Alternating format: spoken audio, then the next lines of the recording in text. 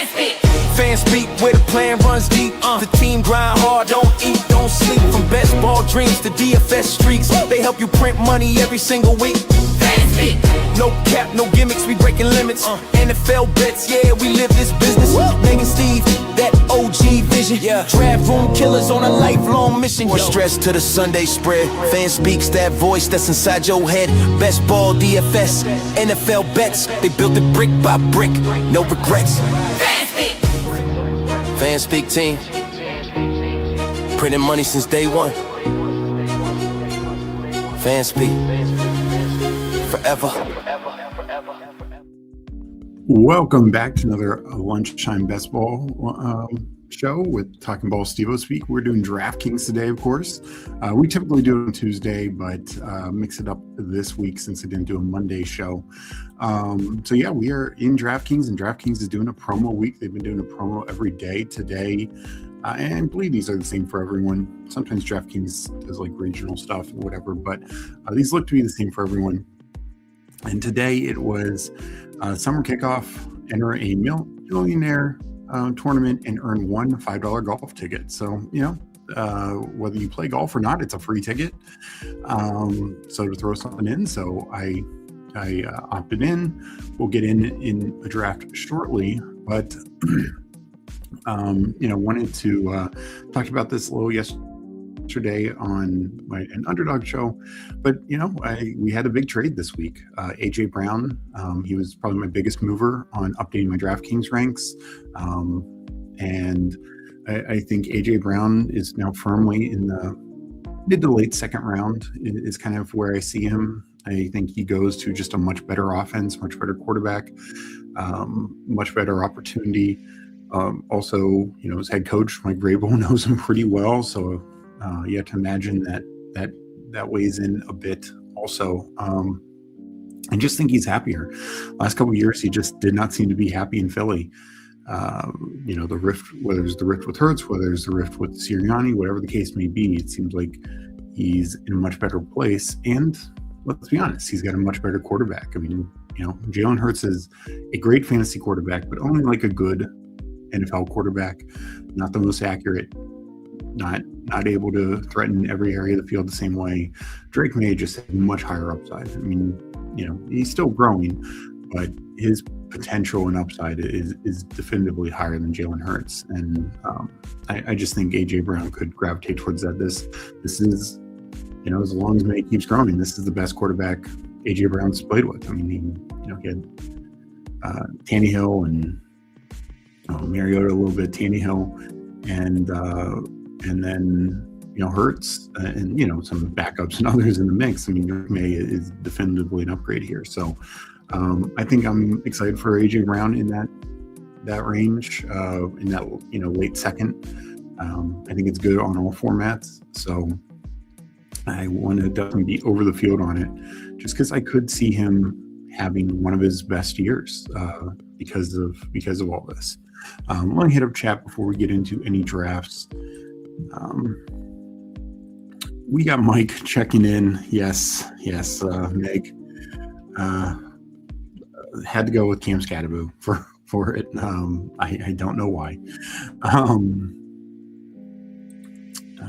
But no, I actually think Cam Scatterbo is a really good DraftKings back, honestly, because he competes in all areas. So I don't think it's fully baked into his price. He's probably better in DraftKings than underdog because he's a guy who could have 50, 60 catches pretty easily. And being full point PPR, like he's got 100-yard equity. He's got major touchdown equity. He's got, you know, he's not going to be Christian McCaffrey or Bijan in terms of catching the ball, but he can be in that second tier of running backs for sure, even with Tyron Tracy there. So I think for DraftKings, he hits in all areas. Like, you can get the bonus, you can just do your normal fantasy stuff, and then the full point PPR. We got Bukowski in here. Good to see you. The way Steve is hitting these promos, you know, I'm going to want to clip those coupons. We got Paulino checking in. Good to see you. Aiden checking in. I think AJ Brown can shoot up near London or even above. Hype will be wild for some. Yeah. I mean, the London thing, I do think London should be in line for just a really good target share as well. But obviously, worse offense on a worse team, worse quarterback situation. So even if London gets 32% target share and AJ Brown 28%, we still might want Brown, just from a scoring opportunity standpoint. We got Meg checking in, Hallian checking in. Good to see everyone. All right. Let's get into a DraftKings draft, and we can obviously talk anything and everything during the draft. Drafts take 30-second clocks, 20 rounds. So want to jump in probably today, do one milli, then one other tournament. Not trying to eventually want to max the milli, but not trying to get it too soon, though. I will say it's filling at a good rate, I think, because of all these promos. So I'm going to enter now. I'll count it down when I get to this screen.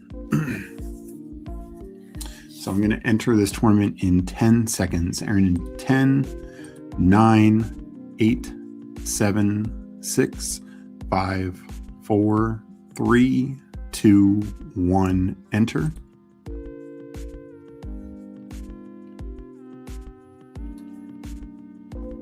All right, so if people jumped in early, sorry about that. Right now it's saying 3 to 12. Sometimes you have to refresh, see where we're at.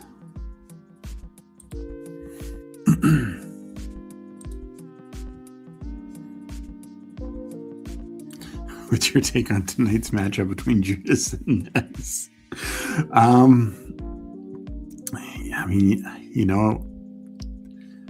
love PPR Tyler, but I think Nez. I just get the feeling Nez is going to grind, is going to study up. He wants this. I think last year he didn't fully know what he was getting into, but this year I think he wants it. I think it should be a great matchup. There's no question on that.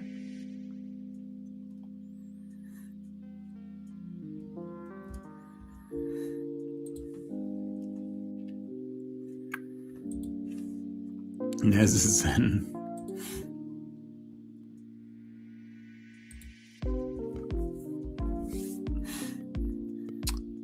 All right, so far it's not moving at all. It's not ideal.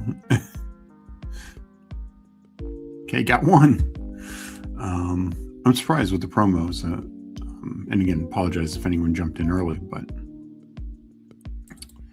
I would have thought just in general they were moving a little better.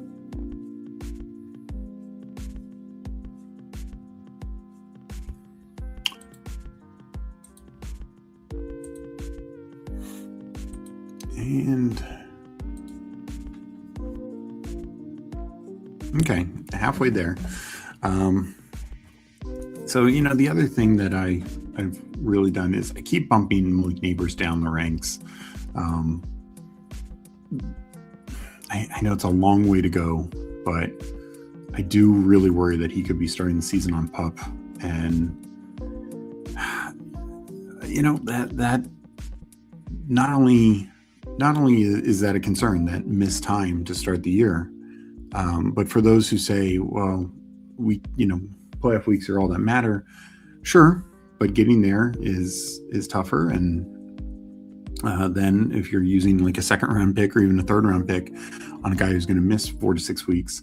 But the other thing is, we've seen this a lot, like these guys who come back and their first year back is a little light, like they're not at the same level. And usually for somebody at Malik Neighbors' age, we give that a bit more of a pass. But the fact that this injury hasn't been apparently as clean as people hoped, I think takes away some of that. So, all right, this draft is started. Let's see if we get anyone in here. I'm in the 12th spot. We got JT in here at the 7. Jeter, is that somebody? I feel like I know that name. If there's anyone else, please let me know.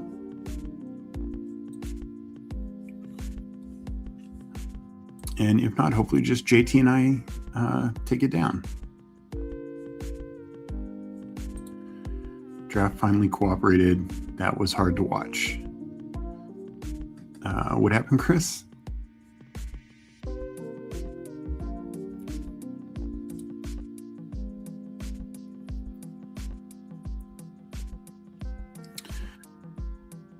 So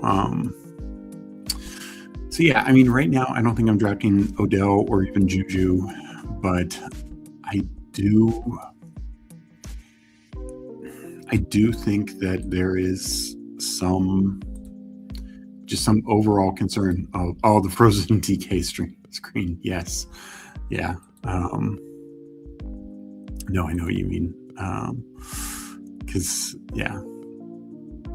I do like that it tells, it easily tells you how many, before you even start, but yeah, it's clearly not like fully updated and all that. Let's see here. So this draft's about to start. I need to update upload my rankings, my latest rankings, but I just updated them on our Substack. I think Meg has them updated. If not, they will be today. We're updating all the rankings this week. I'll also be putting out weekly winners rankings. And for those who don't know, we have a discount code. It's in the description. It's in our Discord, a discount code for our Fanspeak Degen Substack, 20% off, either monthly or yearly. So check that out now. If it's yearly, it's under $30 then for an entire year of content. So appreciate all our supporters. Appreciate, of course, our YouTube supporters and just those subbing or joining our Discord. We just want to keep growing and building, and appreciate everyone along for the journey.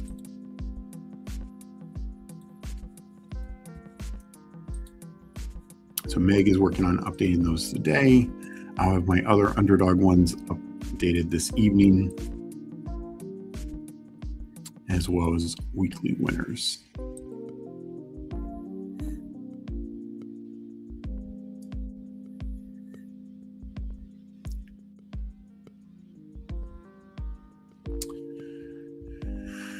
All right, so, at the 12th spot on DraftKings, I'm fine, even though it is full PPR site. I'm still fine doing like the running back double tap here, just because I think even on DraftKings, there's a tier break between Lamb and, London and the next receivers. I think London is easier to pull up on DraftKings than say underdog. And speaking of London, he just got paid, so that's good for him. And he well deserving. I mean, he's dealt with so many crappy quarterbacks to start his career, and just crappy, like just injuries and everything. Some for him, but mainly for his quarterbacks. So good for him, but I still don't mind double tapping the running backs here. Particularly, all these guys can catch the ball.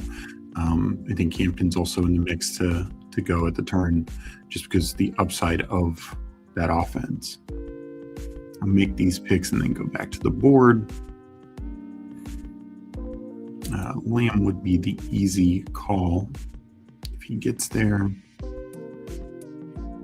Does not. I think I will go.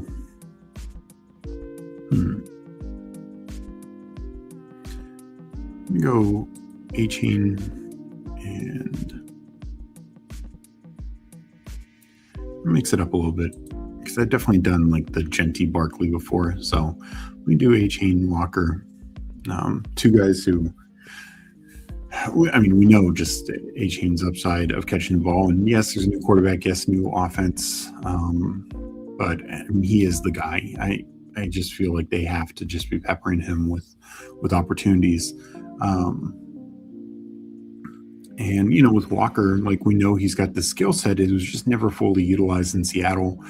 I could see it being fully utilized here in Kansas City. Would not shock me if he's like top 5 or top 6 in running back targets and catches this season. So and just a part of an offense that could be one of the top 5, top 10 in the league.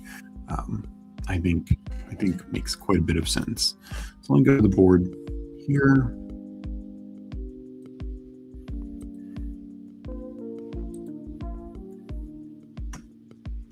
Dropping here's the link for 20% off the Fanspeak Degen Substack.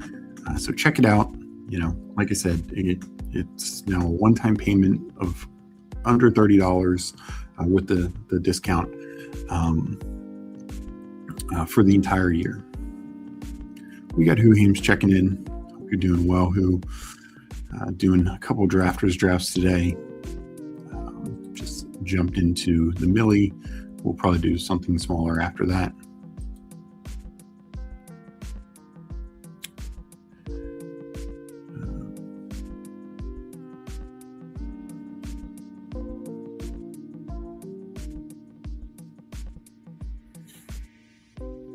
So I did see some news today that, this whole Alvin Kamara thing keeps getting weirder and weirder.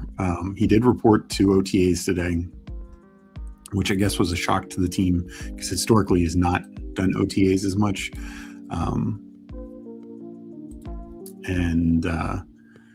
We'll see what that means. I mean, to me, if I'm if I'm the Saints, I want him. I want him as my number 2 back. I know it's expensive, but he already agreed to a restructured contract. I'm not sure if they're hoping he'll cut a little bit more money from his deal or something. We'll see. Doesn't sound like he wants to be done if he's out there reporting this early. So I think that's a positive. But yeah, it's kind of wide open right now.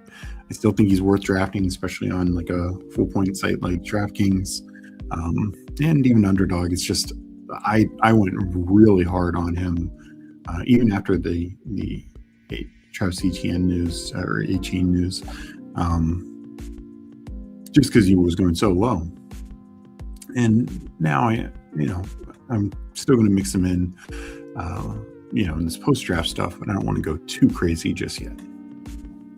But I do think it's positive him reporting. If he was totally getting cut or he was retiring, I mean, if he was retiring, he's not reporting. Yeah, like that. That's definitely the way I would imagine it. So I think you probably cross that risk off the board, or at least mostly.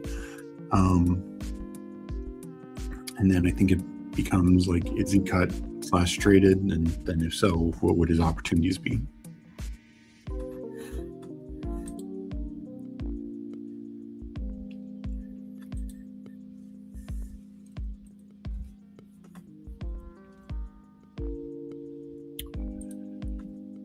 All right, coming up here. Definitely would love to double tap wide receiver if possible. AJ Brown going mid-third is, I think, fantastic value. I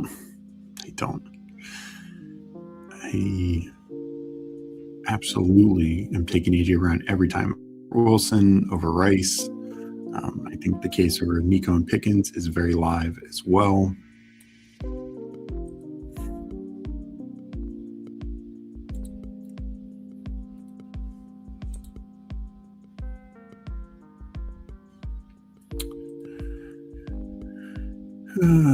All right.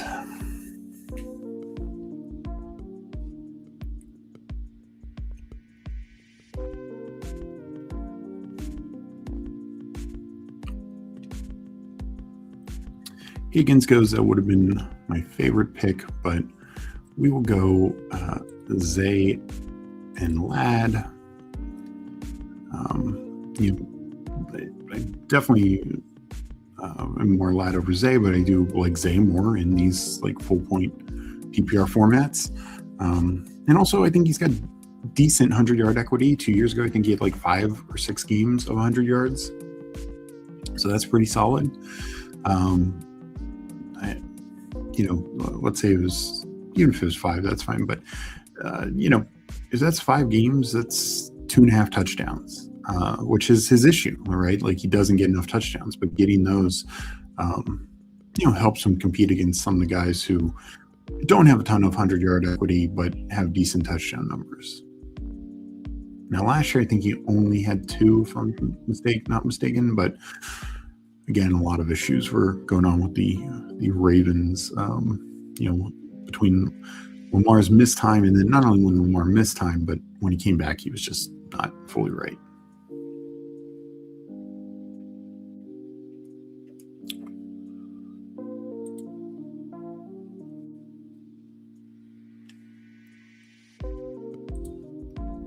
I think hang up his team wants a bigger cut. Yeah, no, it does seem like that's what's trending towards. I hope they can work something out, just for his legacy. But honestly, for this team going forward, we've talked about with Who Hames before. Like, Saints definitely seem like an offense on the rise, like to get excited about, could make a significant jump. And I don't think either one of us are suggesting they're going to be like the top 10 offense, but could they have gone from,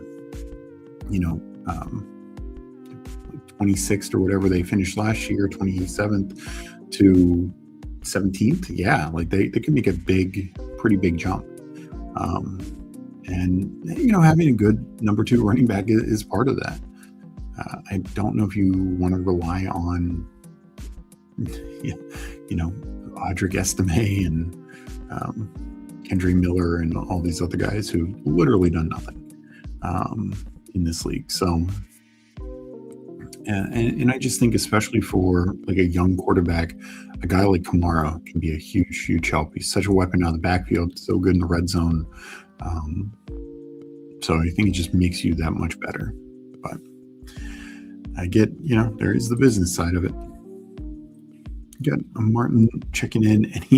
Any suggestions on how to get a top 4 pick on DK? Well, you're asking the wrong person, since I have the 12th spot. I've definitely gotten an okay share of early picks. I haven't really broken it down. But yeah, hopefully it just evens out for you in the end.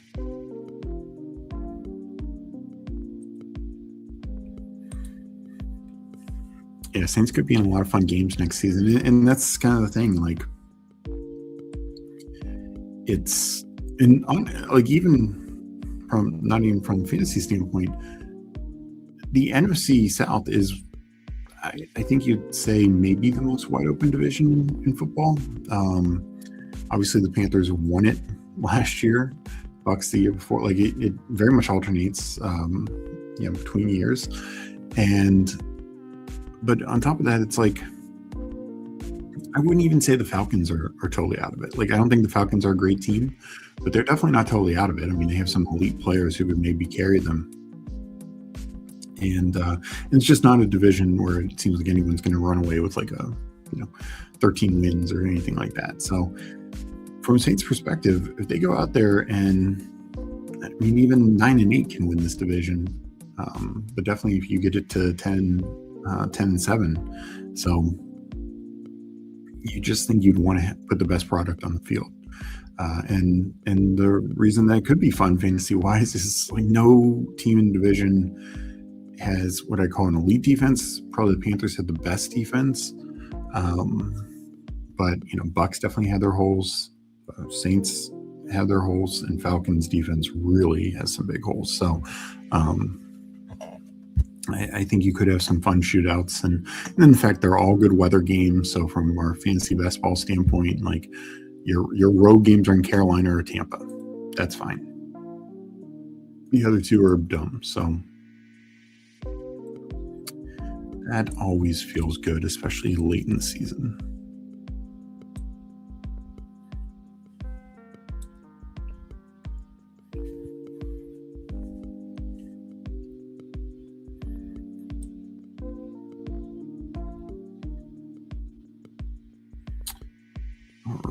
Here, I want one of these two running backs and then probably a receiver. Still struggle to take Parker Washington here. So Swift goes. I will take Henderson. I have no problem taking that. And then I'm going to go Carnell Tate. I said it before. I think he's got a very clear path to number one wide receiver. And in this offense, I think that could be 130 to 150 targets, even as a rookie.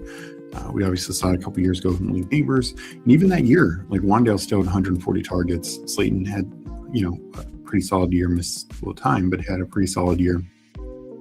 And Neighbors was still able to dominate targets. I think Tate obviously is not Malik Neighbors' full profile, but he can be a number one outside receiver. Can be a vertical threat, can be a red zone threat, just contributing in every area that we're looking for. And I like Brian Dable. I'm willing to bet on Cam Ward developing in year two. People who were out on, and Drake Mays is, I think, clearly a better prospect, but people were out last year on some Bears and Patriots because of Caleb and Mays, some of their rookie year struggles. Well, guess what? They developed better offensive coordinators, helped them quite a bit, and I think we could see something similar with Cam Ward. So if we get any sort of real growth from Ward, I think Tate could be well worth this pick and return a fair amount of surplus value.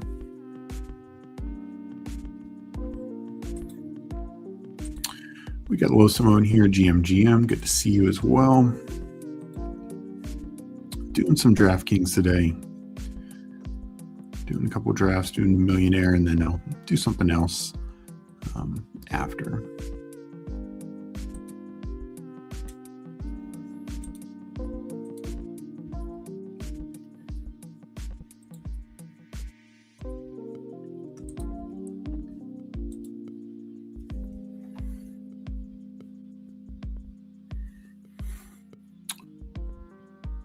All right, about to get to the 7th round.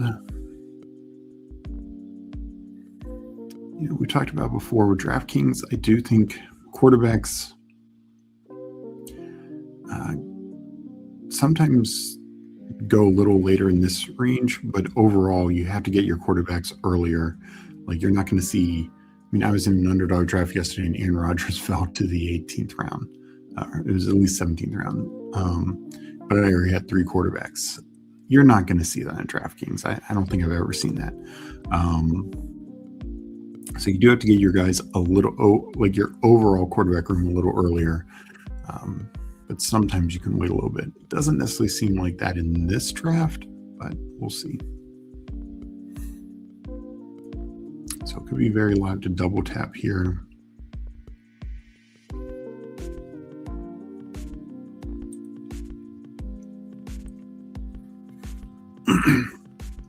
I don't think I'm going to do another Millie today.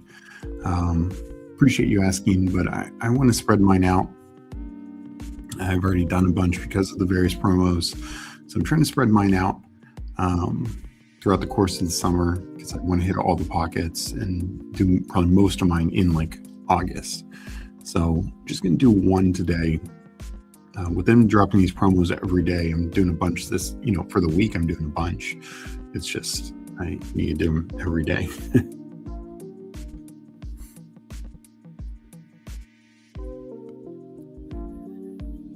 Hertz goes, that would have been fun. I seemed for a second like he was maybe going to slide to me.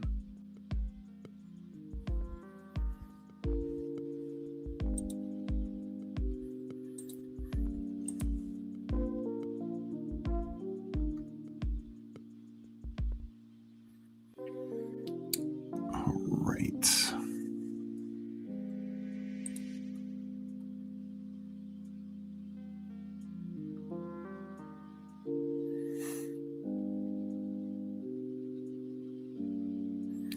And of course, Herbert goes.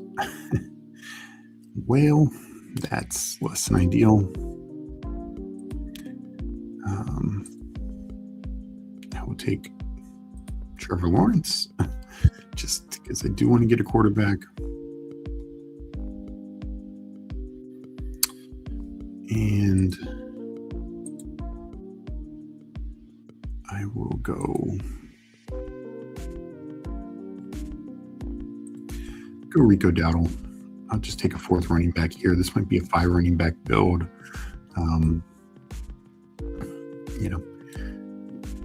Rico actually has more of a passing role than people think. Rico's also a bring back to Carnell Tate for week 17. And I just think running back, it does thin out. And whether I go with 6, I could go too late, or I could get one in, probably not the next group of picks, but relatively soon and go with 5. I like Cortland Sutton, but didn't feel like pulling up UJ Addison. Jacoby Myers comes back to me, would obviously be a great target, but didn't feel like pulling him up a round and a half. And then tight end, just zero interest in Fannin. Pitts would have been somewhat indication, but just not a great range for guys that I like. Stafford, if I'd had like Adams or Puka, that's one thing, but wasn't just going to take Stafford on his own.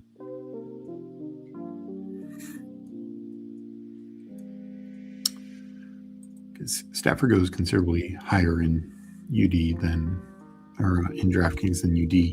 And some of it is if he repeats what he did last year, I don't think he had a ton of 300-yard games. I'd have to go back and look.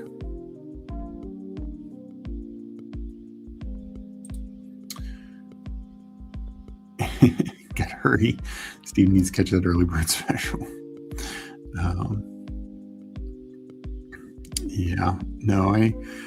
I do like spreading it out. I'm not going to max the main in UD, but for the mains in drafters and DraftKings, which I am going to max, like I want more volume later in the summer. Doing some now, but I'm going to do the vast majority the end of July, August.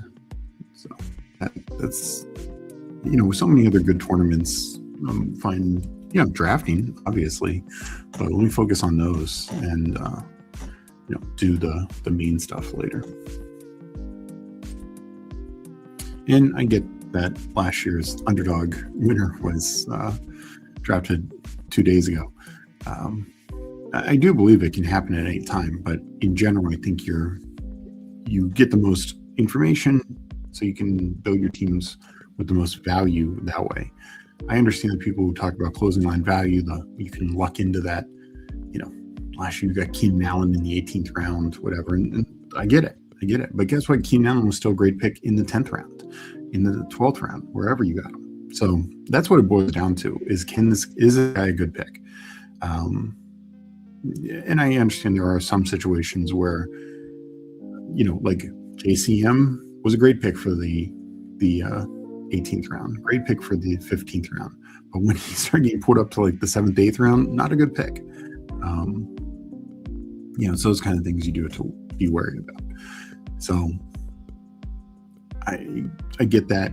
And, but that was also a situation like when he went that high, I was just out. I wasn't going to take him. I wasn't going to chase a guy like that with that kind of profile up the board, because the chance that he returns value really diminishes with him going that high. And everything worked out for him between Jaden getting hurt and, more rushing opportunities there, and Eckler getting hurt and even Chris Rodriguez missing some time. And still, I would not say that he was a great value for a top 10 round pick.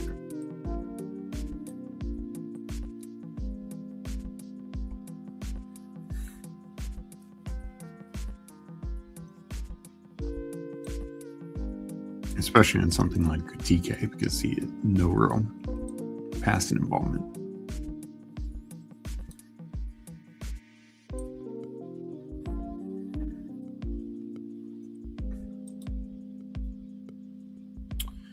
Seeing Brooks ADP ahead of JCM hurts my eyes. Yeah, Brooks is definitely a risk, though I do think he's got a clearer path to RB1, because it's just him versus Hubbard. I don't know if JCM can hold off both Rashard White and Katron.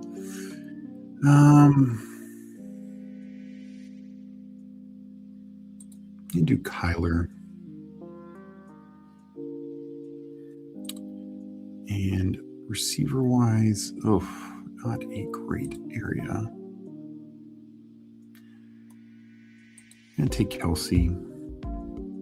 I will need to catch up at receivers. It's probably going to be a 9 wide receiver build at this point. But I wanted a second quarterback. Didn't have anything that I loved there. And then for Kelsey, that I, also could potentially stop at 2 tight ends with getting a guy like Kelsey.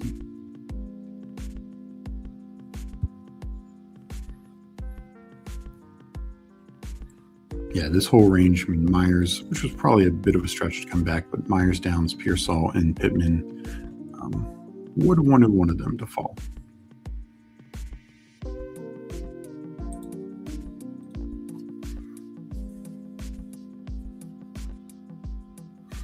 Steve, how much Josh Allen do you have? I don't want tons of Allen, but 3 to 5% seems right. Yeah, and he's even more expensive on DK than like UD. So I will probably be less on him on DK. On UD, I'm going to probably be around the field, but on DK, I'll probably be like 5% or under. It's expensive. Like I know FK talked about this last night when he was on with Andrew for Lineup Legends, and I think that was more on the UD side. But end of the day, he's just Mr. Consistent, quarterback 1, 2, or 3, I think every year for like the last 6 years. He has as high of an upside as any quarterback there is. Like we've just seen these mammoth games from him. And so if those hit at the right time, it could just carry you to the playoffs. But could give you just a big margin to the playoffs if they're early. And if they are in the playoff weeks, that could just be what vaults you to the next round. Like there's a lot of guys who have 30-point upside. Allen has a legitimate 40, 50-point upside. And, not too many quarterbacks can truly say that. And it's just like he does it seemingly like every year, at least one of those games, if not 2.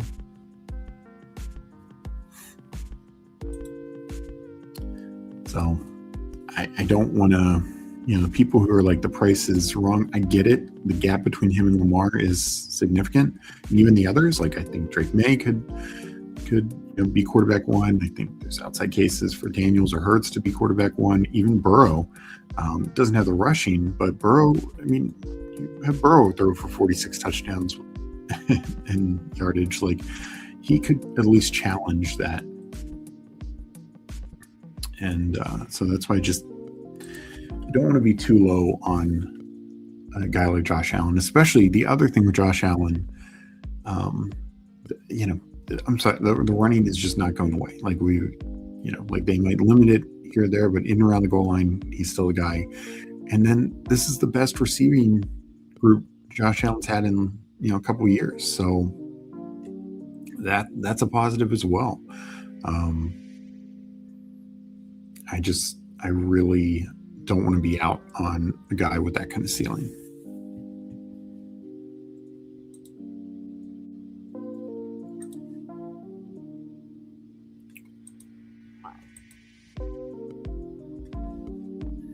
And I do think, the other thing is, yes, they changed coaches, but it's the same coordinator. And if anything, I do actually think it helps Josh Allen. Like Sean McDermott definitely had more of a defensive-minded approach, very conservative, would settle for field goals a lot, wouldn't get aggressive with like 4th downs as much.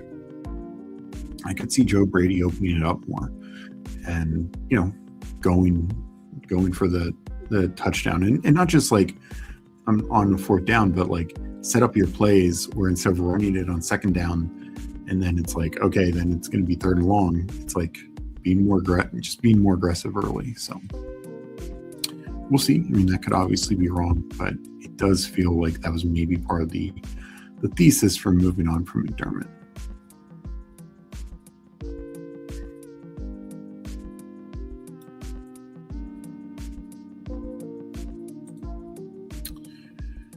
We'll go Diggs here.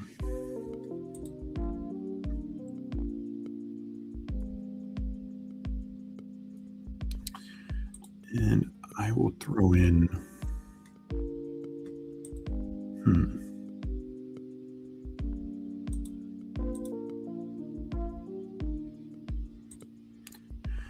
Go Cam Ward. Get my third quarterback. It is a stack. I like Shaheed, but it felt like a little bit of a pull up. Not that I really expect him to come back or anything, but pulling him up, 10, 11 spots, not going to do that too often.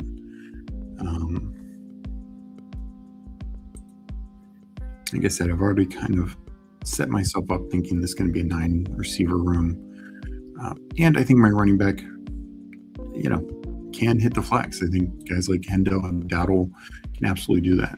This could even end up being a 10 receiver room. I could go 5 running backs. I could go 2 tight ends, depending on what I get there.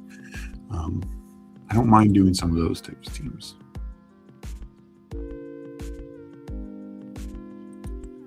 Yeah, and this is the thing also, and I think Paulina brings up a good point, is, the Bills' playoff schedule, I think is pretty good. Obviously, there's going to be weather concerns at some of these games, all these games, but they can all be high-scoring affairs, and that's the best time for Josh Allen, right? You don't want Josh Allen against Carolina. Well, and I know Carolina ended up being a playoff team, but the game against Carolina, which I think James Cook had a big game, but Allen had 19, 20 points because the game was over. They're blowing him out so much. You want Josh Allen in these games where he gets pushed. That's why 2 years ago, week 14 against the Rams, he goes off for 44 points, and then 42 points, whatever. And then week 15 against the Lions, he goes off for 45, 46 points because they were shootout games. And that's what we want. Paul asking, hey, Steve, do you think the Bears really roll into the season with Khalif Raymond as the wide receiver 3? I actually think it's possible because, and I know we don't want to just copy paste, but that's what the Lions did. The Lions would have essentially Khalif Raymond and Josh Reynolds, as their wide receiver 3. And they did it because, they trusted Sam Laporta to be essentially the wide receiver 3. So I think Colson Loveland, it's the same thing. And Bears are even deeper at tight end with Cole Kmet, so I think the Bears could do more, and Sam Roush, so I think the Bears could do more 2 tight end sets this year. I could see Ben Johnson utilizing that a bit more. But yeah, it's, the Bears are, I'm very excited about Odunze and Burden, but in part because they don't have anyone else to really threaten them. Raymond is going to get 40 targets. He's not going to come in there and push for an above average role. Could they try and bring back Keenan Allen? Sure. At least Caleb knows him. I think Ben Johnson would do quite well with him. I'm not sure how much he wants to go to Chicago. Guys like Debo and Diggs, they can probably find better opportunities. And, now could they, I think that would be an actually interesting team. If the Patriots are trading Kayshon Boutte for a cheap pick, if I'm the Bears, I'd make that call. Because I think Kayshon Boutte actually fits well because you want Odunze as your X. I think you want, Burden as your, essentially Monroe role, primary slot, can play outside. Z some, but primary slot. And then Kayshon Boutte is your vertical Z type guy. And I think that could be a fun way for the Bears to attack it, to attack different different defenses. But I just don't know if they're gonna do that.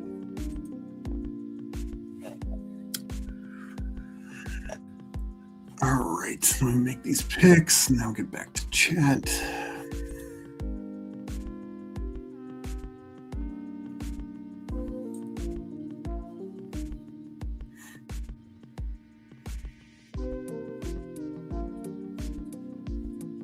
Done a quarterback.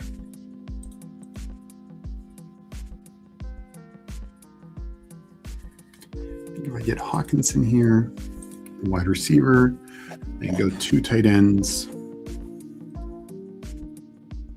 All right. We will do Trey Tucker. I like Boston here also. Both, I think, over Antonio Williams, especially for this build. But Tucker, especially because he offers just more, more, I think, actually both ceiling and floor, to be honest. So sitting here 3, 4, 5, 2. I think I'm done at tight end. Kelsey and Hawk. Quarterback, I'm done. Running back, getting at this point where maybe I do 2 more. Still maybe could get by with just 1 more. We'll just see. Just kind of depends on how the draft falls to me. I think getting Hawk there, because tight end's another one that just dries up. And especially if I'm only going 2, I don't want to do, Kelsey and Mike Gesicki. I went a little bit better there.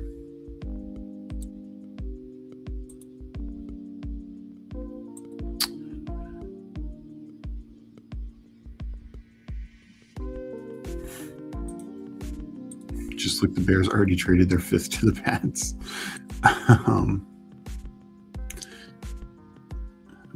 Yeah, I mean, I think the Bears should make that move in a heartbeat if it's available.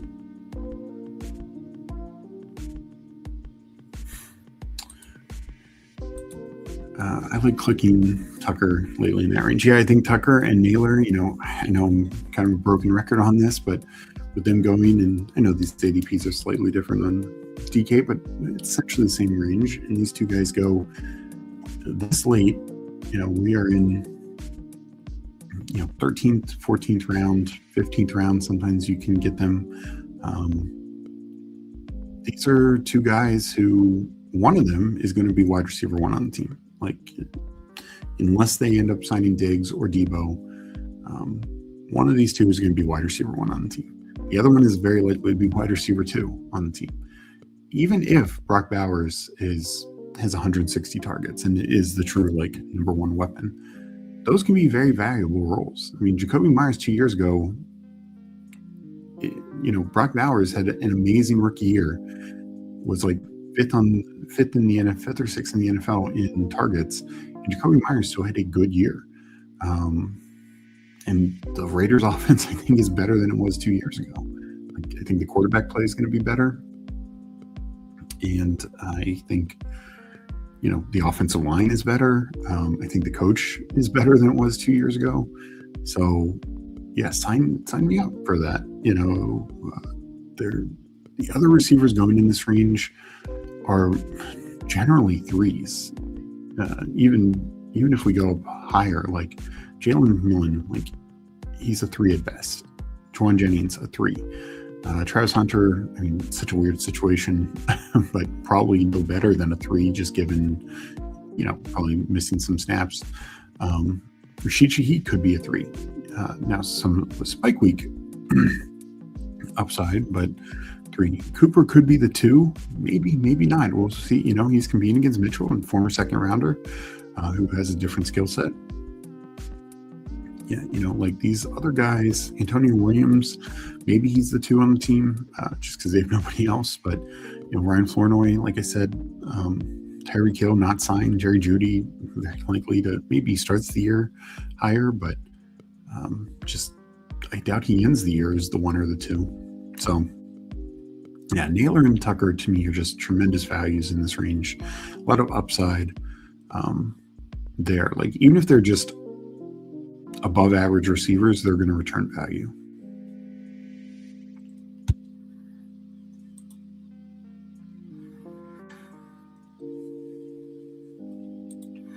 Bears season is already done. Caleb is the Madden cover boy. It's over. The universe will take the soul it is obligated to take. Lots of improvement for the Raiders for sure. The Raiders and maybe Best is looking good too. Yeah, I mean, I think the one issue that Jack Besh has is he works the same area of the field that Bowers just dominates in. And the Raiders could just opt to go more 2 tight ends since they still have Michael Mayer. So to see about that. But I do think Besh, this is their wide receiver room.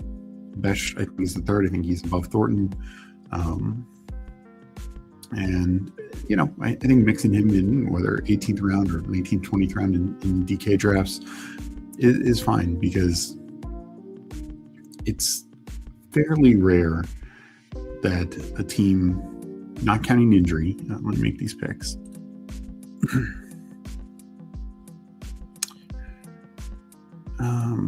Debo for sure. I mean, both Debo Diggs on this team feel really good. And I'll do the Kamara. I mean, he's fallen on, like 2 weeks ago on DK, he was going like 150. So me getting him at 181, that feels good. This might end up, especially with how I've caught up with, I feel I've caught up at receiver. I think still not, only doing 2 tight ends. I think, he still might add a 6 running back just because of the Kamara situation. But I feel really good how this team's coming together. And so anyways, yeah, I just think it's fairly rare. I mean, injuries happen for sure. And honestly, you can even say that was the issue for the Titans last year, because I was just going to say the Titans were a team that didn't have a viable receiving weapon last season. But it's very rare that happens. And I think if Ridley had stayed healthy, maybe he would have done enough. Not saying Calvin Ridley was going to, have a 1,200 yard, 8 touchdown type season, but could Calvin Ridley have had a, 900 yard, 5-6 touchdowns? Sure. Where you were getting him, that would have maybe not been great, but he still would have hit your lineup numerous times. That's what I'm getting at. Like, these guys can hit your lineup. Trey Tucker last year against Washington had a 3 touchdown game. And then things really started to go off the rails for the Raiders offense. But Tucker had a couple good games early on. It's just unfortunate, the team was just so bad down the stretch. So I think, and that's why, I'm not a big overall Jets offensive fan either, but Cooper and Mitchell at their prices honestly are more palatable to me than Garrett Wilson is his price. I know Garrett Wilson's a far more talented player, but on bad offenses, I'd rather, just take pieces at the edges and see if I can get some more surplus value there. See with the Browns, like Concepcion, Boston, where they're going, just makes so much more sense than Fannin, where he's going, especially on DK, where he's still going like 85th. Like, no, thank you. That's just kind of how I see it. Like, for the bad offenses, let's not take them early. Let's take some shots on them late and see how it works out. Gives the Steve-O prediction. Which week is Cousins bench for Mendoza?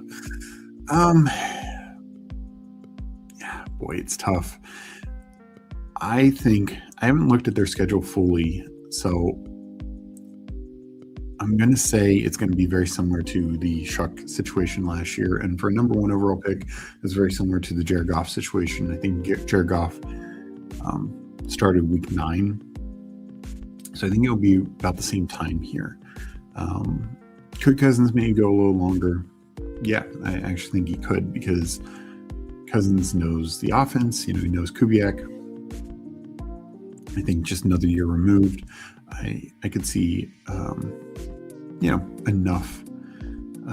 enough for him to be competitive. But I do think they're going to want to look at Mendoza at some point. Again, about half a year, a look on him makes sense. So it could be somewhat schedule dependent, because I do think the Saints probably weren't happy to do it how they did last year. We will do Katron here. And then I will take Mooney as well. So I'm now sitting at 3, 6, 7, 2. Probably the last 2 picks, wide receivers. Feel very, very good about my running back room. Quarterback room's good. Tight end room, I'm totally fine with Kelsey and Hawkinson, because the Saints, they brought him in, second half of the game against Tampa, which was in New Orleans, but then he started the next week at the Rams, and that's not ideal. But then after that, he started, kind of playing better. So if the Raiders are smart, they'd find a point in their schedule, ideally a home game, ideally against a less, threatening opponent. I don't know if you want to trot them out if Denver's coming into town. And again, I haven't looked at their schedule that closely to see when those kind of matchups are. Or definitely at the road in Denver, at the road in Kansas City. I don't think you want that to be his first start, where he's looking across the field at Patrick Mahomes playing in one of the loudest stadiums in the league. Let's not set him up to fail. So actually, while we have a break here, let me look at the Raiders schedule.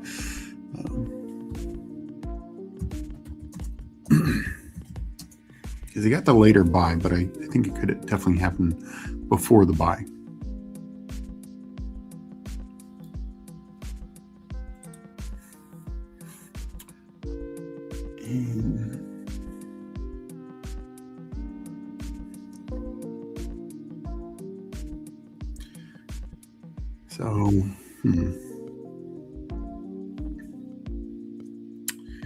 Their week 10 is home, but it's against Seattle. And then you go at Denver right after that, at Cleveland. That's tough. Week 13 bye. What I could see, I don't know if you want to do it on the road. I was going to say at Jets week 8 would feel very live. Maybe at 49ers the next week 9. I could see that. Yes, it is a road game. 49ers should have an above average defense, but not elite. And you probably would get a lot of Raiders fans there. Obviously close enough to Vegas. Obviously the Raiders have a lot of fans in California. So I could maybe see that being the option. And then seeing how it goes from there.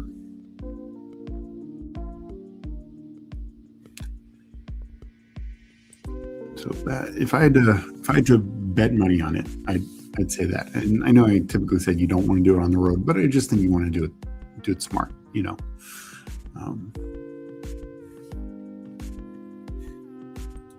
Ideally have a plan for it.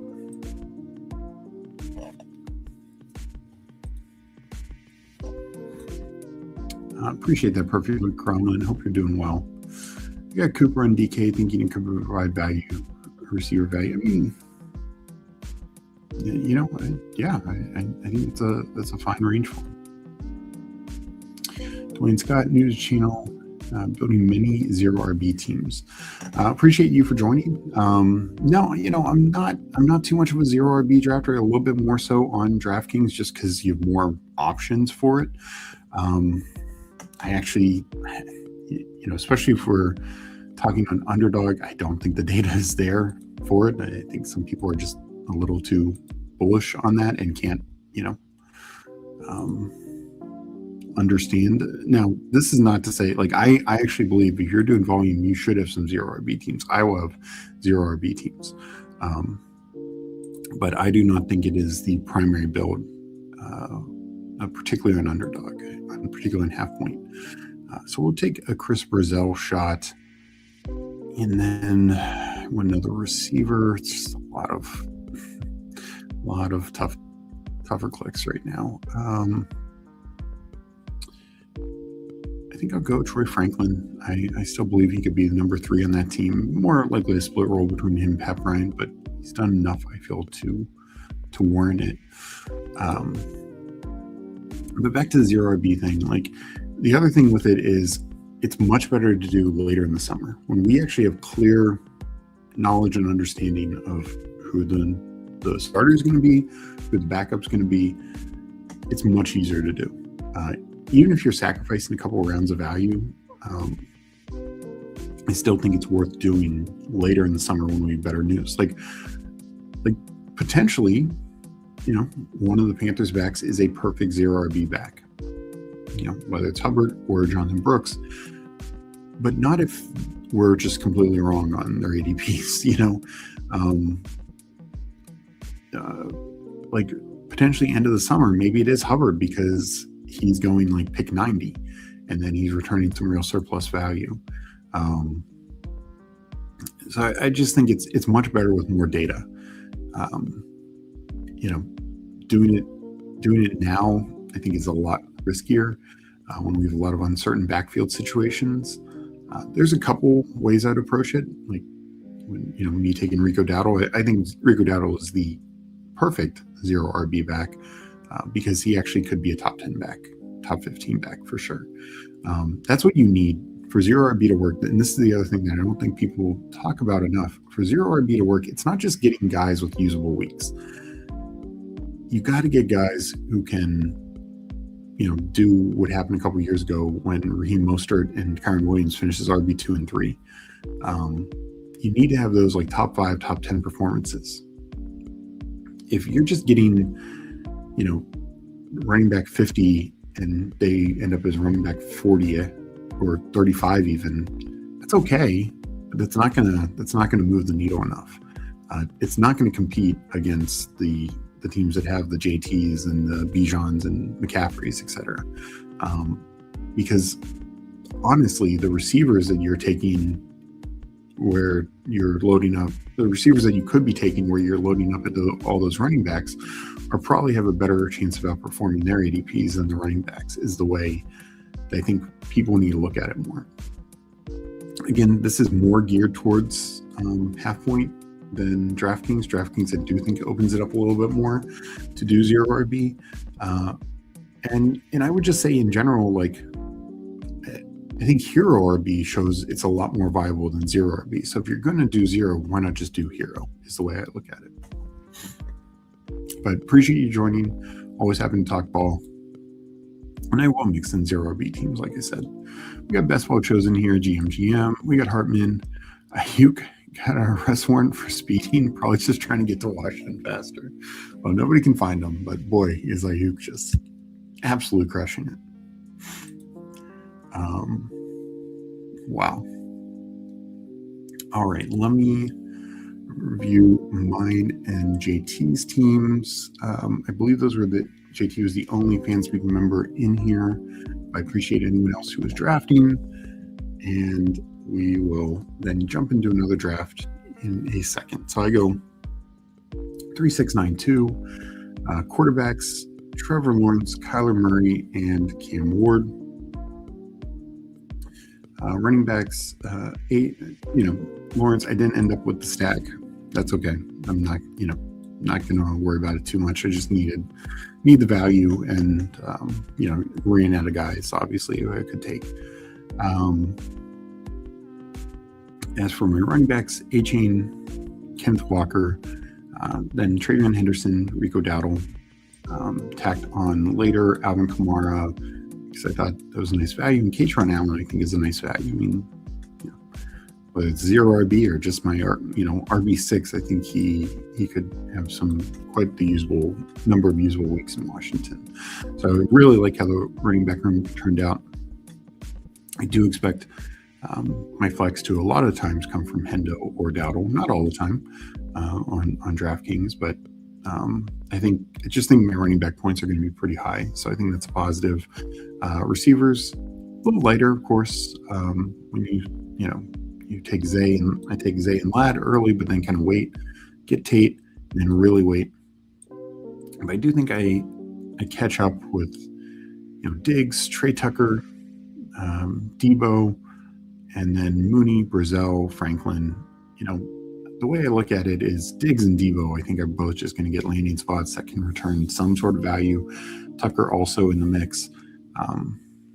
It's a very, if for some reason both Diggs and Debo don't get good landing spots, then it becomes a very thin wide receiver room. But if they do get good landing spots, then I think it's a strong room with then some upside and spike week guys like Mooney, Brazel, and Franklin. Tight end wise, just go 2, Kelsey and Hawkinson, 2 guys who could have 100 plus targets. We know have top 10, top 5 upside. So I'm totally okay with those 2. JT's team, he goes 4-6-7-3. Quarterbacks, Jordan Love, Baker Mayfield, Aaron Rodgers, and then tacked on Deshaun Watson. So he potentially has 4 starters, at least early in the season. 6 running backs, McCaffrey, Kyron Williams, so kind of double anchor there. Kenneth Gainwell, just better with the kind of the Bucky concerns, and definitely on DraftKings where you could really rack up the catches. And then he takes Mike Washington, Jordan James, and Seth McGowan. I'm not really a Seth McGowan guy, but somebody's got to be the number 2 in Indy. And like getting a handcuff for McCaffrey. I think Mike Washington, where he's going is solid value. I mean, this is overall like a 3 running back team, which is also why I like getting the handcuff side, potential handcuff side for McCaffrey.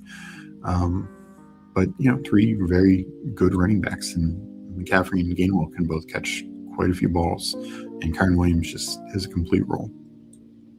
Receiver-wise, Chris Olave, J-Mo, Christian Watson, Brian Thomas Jr., Chris Godwin, Casey Concepcion, Jaron Bernard, and that's right, you went 7. Easily can go 7 there. Very, very strong from the jump. Got those top 5. Definitely, I think you're getting value at Concepcion for sure. And then Bernard as well. So a couple of rookies in the mix there. And of course, Bernard stacked with Rodgers, and Concepcion is stacked with Shador, Godwin, Mayfield, and then, Love and Christian Watson. Tight ends goes 3 with Mark Andrews, Hunter Henry, and Kate Otten. So another stack there. Yeah, I mean, the Deshaun Watson feels like a luxury pick because I think your quarterbacks are fine regardless. But can't argue with it. I mean, he can maybe help push you through, since you did wait a little bit to start at quarterback. So maybe he helps push you through to the playoffs. They're all stacked up. Running back room, I think, is very strong. Tight end, led with Mark Andrews, but Henry and even Kate Otten should be very solid there. So, yeah, I mean, I think the only concern is, can the wide receivers stay healthy? Just because, you have a little injury history with guys like Olave and Watson and Godwin. But, as long as that's not an issue, this team can cook.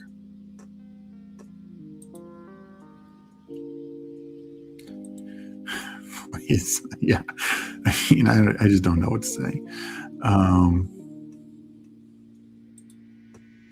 Oh, nice. Yeah, that is very unique. Gibbs, Bowers, McBride. You got the Bowers, McBride, week 17 game. Late lunch for me today. Sorry I missed the start. No worries, Huckleberry. Good to see you. We're going to get into one more draft. This was a Millie. We will do something else. Let's get into the DraftKings lobby. Let's see what we want to do here. I get a drink.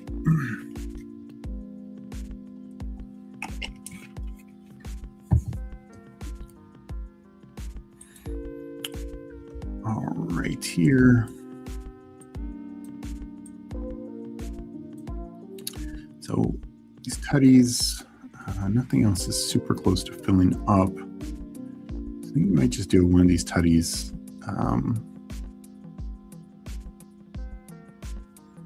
Yeah, I have these tickets for this. It's about a third of the way filled.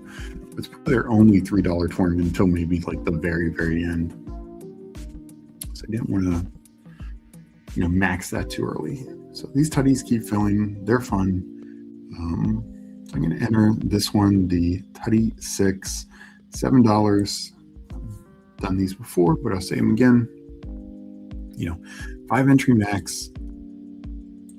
You can make $5,000 for $35. It's a 14-person final, so it's a little tougher to get to. First 2 rounds are, normal, and then 2 to 12 is good. So 1 to 10, but a 14-player final. You make the finals, you're getting quite a bit of good ROI and a chance for $5K. So let's take a shot here at $7 for the Tutty 6. Entering now. You go to this screen, and I will count it down. And in 10 seconds, and in 10, 9, 8, 7, 6, 5, 4, 3, 2, 1, enter.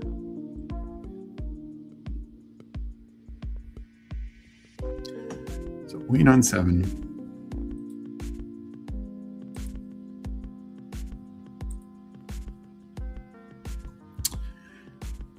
And if keep in mind tonight is Best Ball Jeopardy. I believe that is 9 p.m. Let me double check that. I don't want to give the wrong time.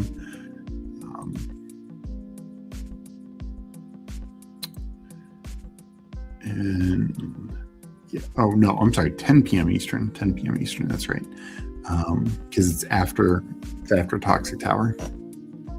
So PPR Tyler versus Nez should be a great stream. Should be a great show. So really looking forward to that one. And Best Ball Jeopardy is kicking off. Like getting fully back in the full swing of it.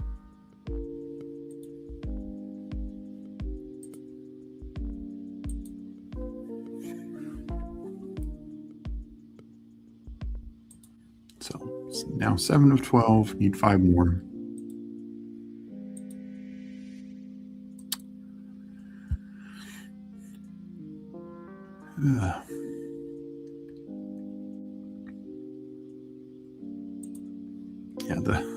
In the thing.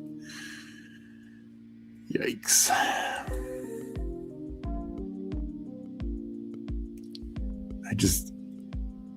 This is why I've never understood why he's an ADP.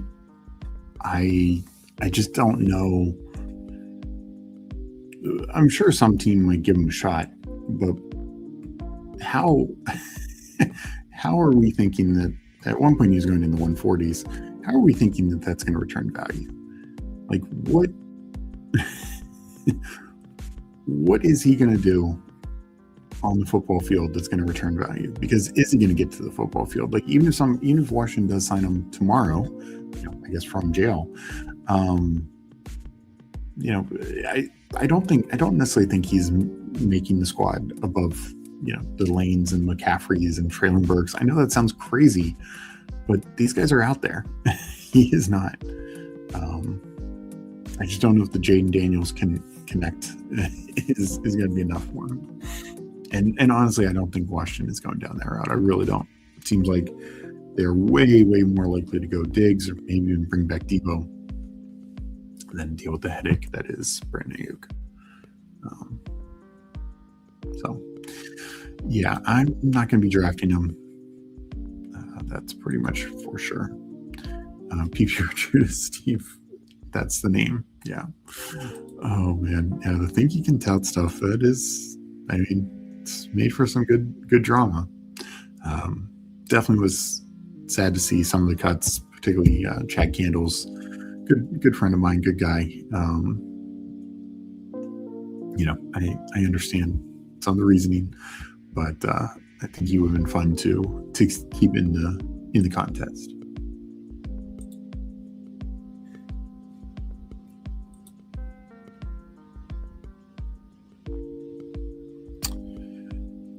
All right, 9 of 12. We are getting there.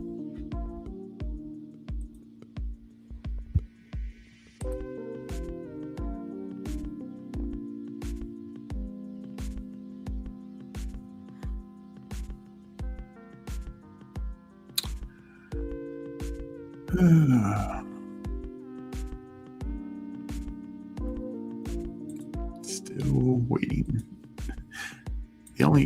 As somebody said earlier, the DraftKings thing, I just wish it had updated better. I like the concept of seeing it, but we should update better. Well, I appreciate that, Huckleberry. Yeah, no, I like what DraftKings has done with these little. They're just firing out these tutties left and right. I've only done a handful of them total, but fun little contests. They have single entries. They have the $10. Like they have a good mix of tournaments now. I think they've really started to hit their stride with the best ball format.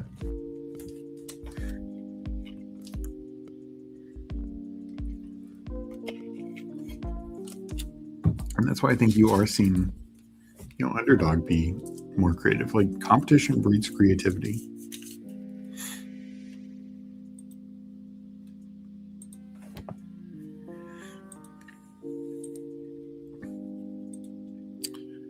All right, let's see. Can it be? It will eventually go, but we lost somebody. It's not fun.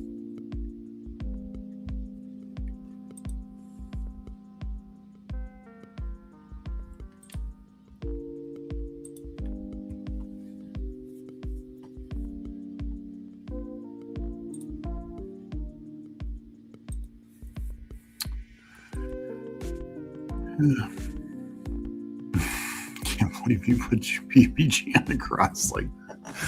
Oh, I wonder if Meg or Bernie, Meg is the host, and then Bernie, maybe Nez.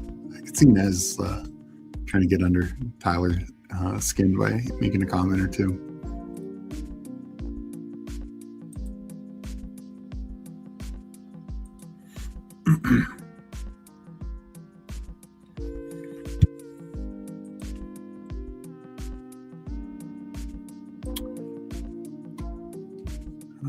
Okay, come on, let's fill this thing up. Are you drafting Christian Kirk on DK? Yeah, I mean, I actually, I didn't say it during the draft, but I still cannot get behind the whole Deshaun Stribling thing. I know he was a top pick in the second round. I get it.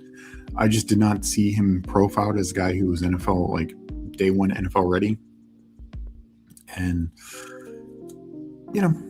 I just think Christian Kirk could just be the clear number 3. And Stribling just kind of mixes in.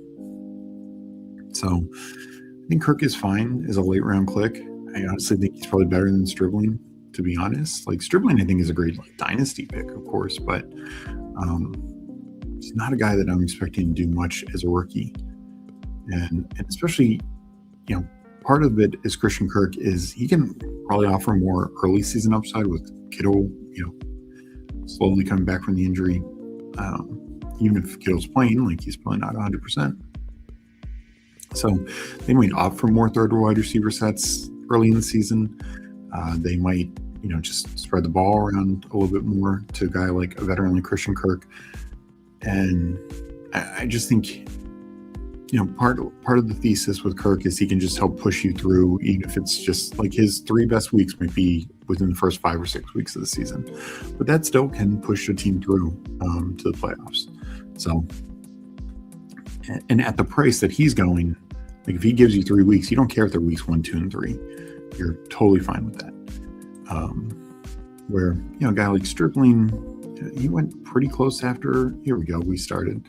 We're going to start in 2 minutes. And I get the 101. Nice.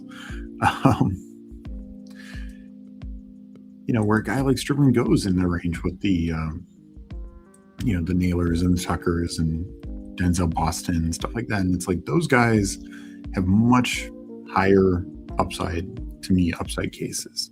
So I just am going to always prefer them. Now, if Stribling was going 18th round, 19th round, 20th round, yeah, I'd take more of them.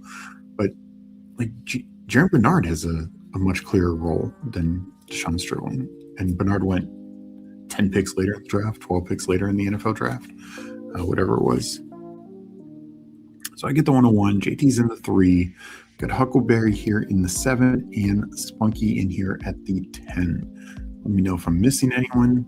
Good luck to everyone. Hopefully 2 of the 4 of us can move on.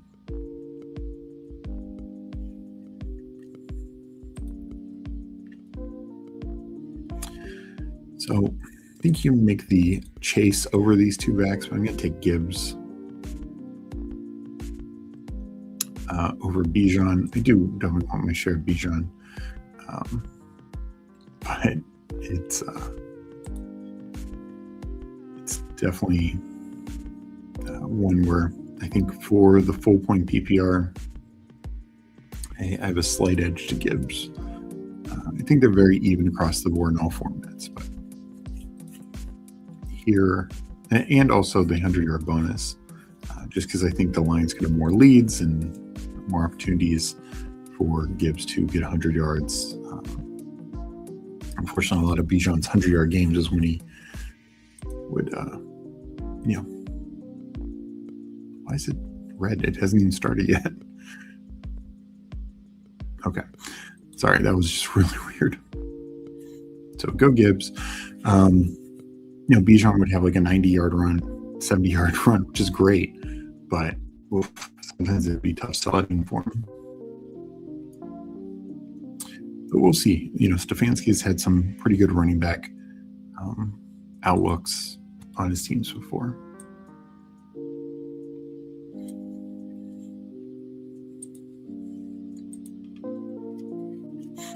can't wait to see Steve start a beef with his Jeopardy opponent. Yeah, I'm playing Bindles in a couple weeks.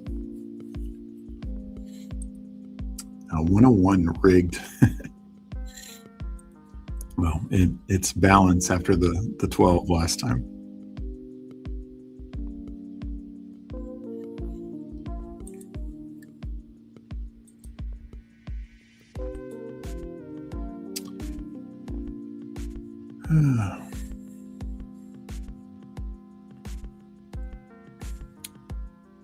So I think, in DraftKings, a lot of times, and we'll see, I do think things are changing, but a lot of times taking the running back with one of these first two picks and then coming back and double tapping receivers feels pretty good.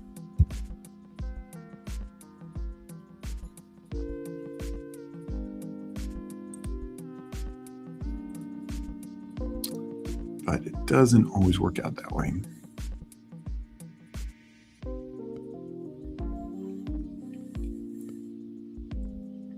Spunky grabs Lamb, Huckleberry Jefferson. I really like the Jefferson click. Yeah, and JT of course gets Chase. So the Jefferson thing, his targets were still up there last year. It was just they were way too many JJ McCarthy targets. Ideally this year, that's a lot better.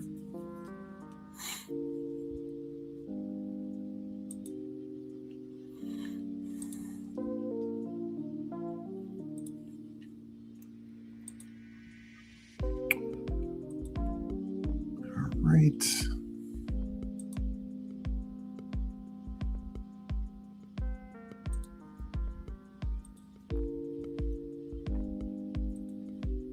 I'm not seeing any other major news, just the Ayuk reporting and like some of the Kamara stuff that I already talked about.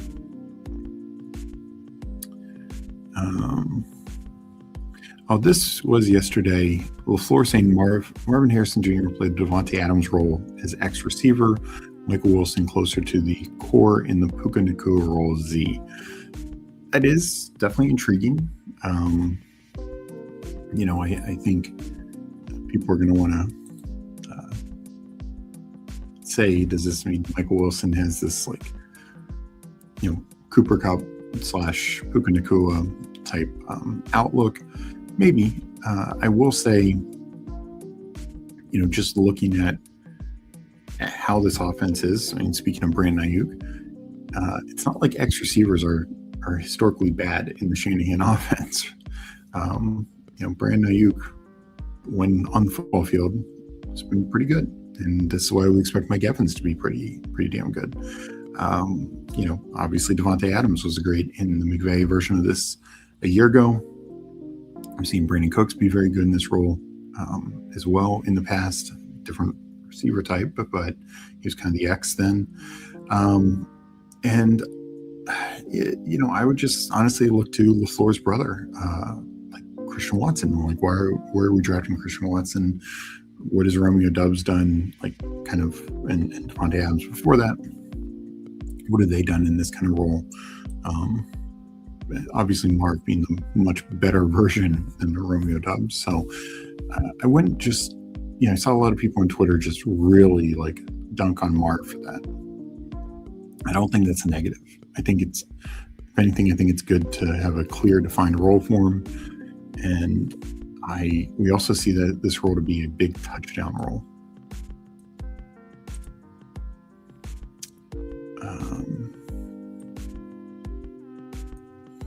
Definitely AJ Brown. To go Brown Pickens or Brown Devonta is tempting, but I think I just go Brown Pickens here. Kyron is a fine pick there as well, but I wanted to do the double receiver.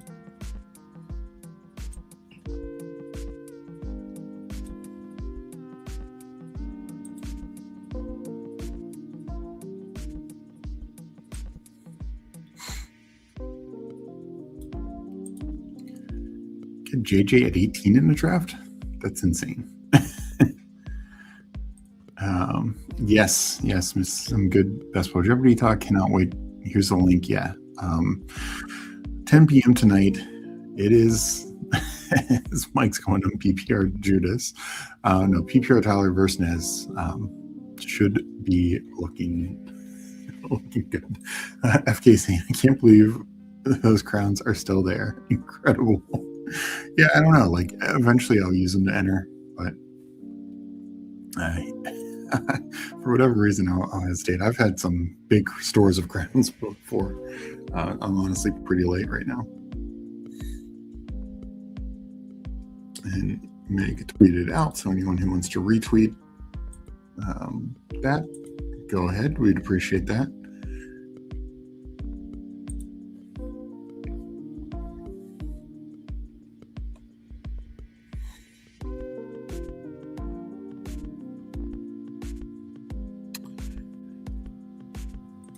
And I will retweet it while I'm thinking of it. And we're coming up for the turn here, getting into the fourth round.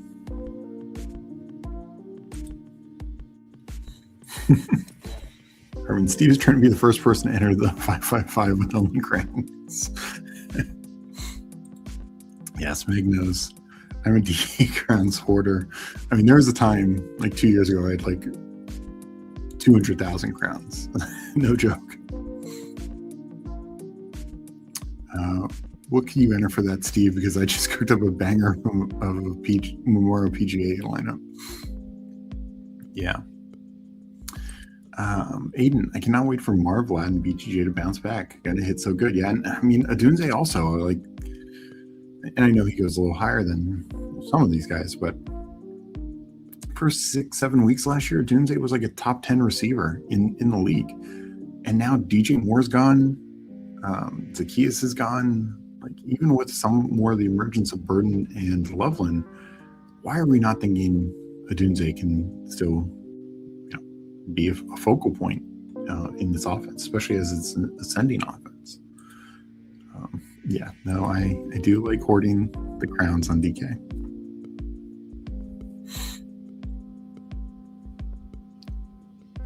And no, and we've talked about before, like because these third-year receivers now, but because they basically all failed in their second year, they're going later. Like Ricky P, like I understand they brought in Mike Evans, but when Ricky Pearsall was on the field last year, he was actually pretty good. Didn't score touchdowns, which is a problem. But we do this all the time. We expect positive touchdown regression. Like, if Purdy's fully healthy and Ricky is fully healthy, he should be going way higher than he's going.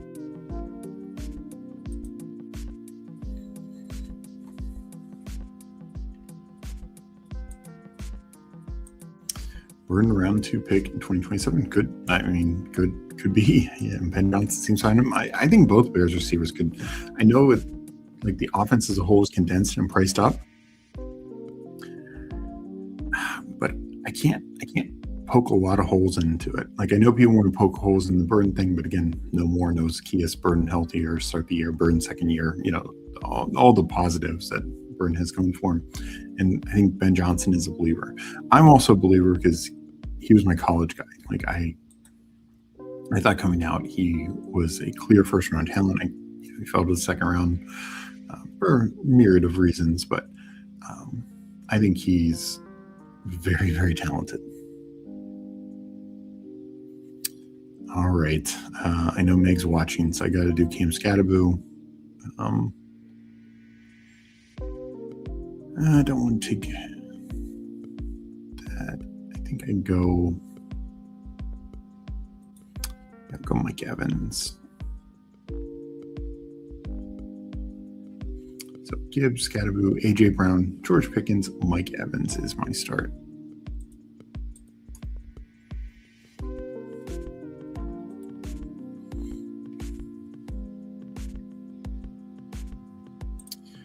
I can't wait to check back with you, Steve, end of the year too. So many lose hope with these year 3 wide receivers. I don't think so yet. Yeah, I mean, it was a historic class for a reason. Many of them played well as rookies, including Marvin Harrison. Like, I understand it was disappointing for where he went in drafts. He had over 800 yards and like 7 touchdowns. keep it going, Yeah, Spunky bringing up another point. I mean, Neighbors with the fall. Like, I think if he falls to the right price, he definitely could still be viable. Like I said, like the late second, early third, that's a little tough for me.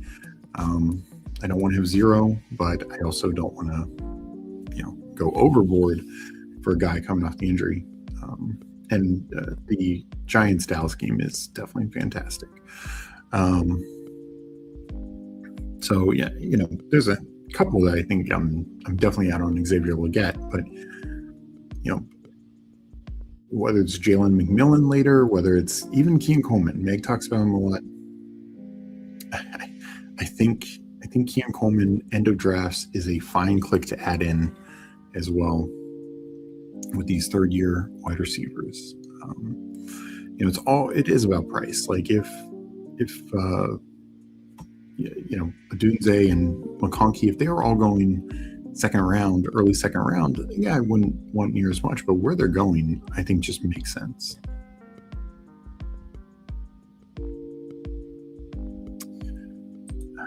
Everybody has a price. That is true. All these Giant signings just for them to finish as wide receiver 46, 43, 41, and 41. Yeah. No, but it is a crowded room now. I definitely think this means the end of the Jalen Hyatt experience. Slayton, they can't really move off the contract. They can, but it would cost them money. So he's definitely in the mix. Sign Calvin Austin, sign Mooney, sign Beckham, sign Juju. I feel like I'm missing somebody. Oh, draft Fields. It becomes a very, very crowded room behind Neighbors. So I don't have a great pecking order. I'm going to definitely take some Mooney, maybe mix in some other ones. I haven't fully decided yet how I view these guys. And I think it changes. Like if we get clear indication like Neighbors is starting on pup, then I think we have to start getting a little bit more aggressive on some of these others. But Neighbors doesn't start on pup, then there's probably not a ton of value there because they could end up just eating into each other's role.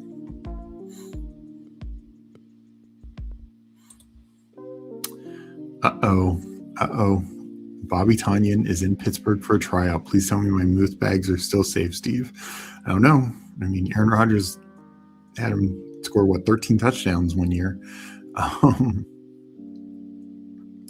So that is interesting. It's definitely somebody who Rodgers is familiar with. So those Pat Frymuth, Aaron Rodgers ice cream dates or whatever, I mean, Meg tracks it all and clearly knows that Bobby Tonyan is in Pittsburgh for a visit. That did not break into my news feed, I'll tell you that. Maybe Patty Fry is not Aaron Rodgers' guy anymore.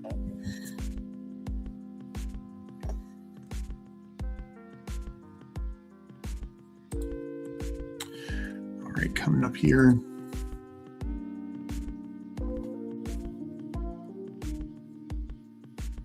Let's see what Ranger Rick does. I definitely have a direction I want to go.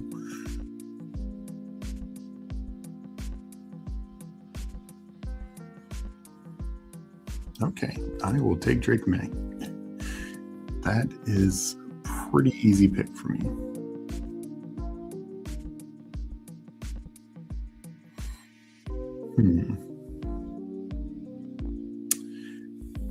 Yeah, Alec Pierce and DK Metcalf. I think I will go DK. I like Pierce. I do. I'm not so worried about the Q tag, the injury or anything. There's a lot of targets Michael Pittman vacated that they really didn't replace. I think Pierce will, for the first time, be over 100 targets, and I don't think it's just going to be he's at 102. Like I think he could be at 120. That's a big jump for him. Sure, they won't be those 35 to 40 extra targets aren't going to all be downfield shots. A couple more of those, but then honestly, him just getting those like gimmies, those layups, a few more of those will just help him. It will help him get more 100-yard bonuses, just help the PPR aspect of it. So I do like Pierce, but at the same time, DK Metcalf, I have no idea why people are so down on him. Like, what, better offense. Still Aaron Rodgers. I know Michael Pittman's there, but we just talked about, let's not be down on a guy. I know he's not a third-year receiver, but yes, he's coming off a down year, but he still finishes a top 30 receiver last year. He goes way beyond that in his ADP. And I just think this Steelers offense is going to probably be much better passing the ball than people give credit for. All right, let's check out chat. Aiden say, no, my moved bags can't handle this. Tanyan, go to the local retirement home. Rodgers does love his guys, but that was like 4 years ago. Did Tanyan even play last year? He's with the Chiefs last year. He was just like a blocking tight end. And we got Bayou Bengal in here. Good to see Bayou. Always check out his channel. Great guy in the space. Always fun, entertaining shows. Hartman, Moose capped at 4 touchdowns max now. It's so over. Don't taunt me, Steve. I think Rodgers loves Moose. Shout out ice cream narrative. Yikes.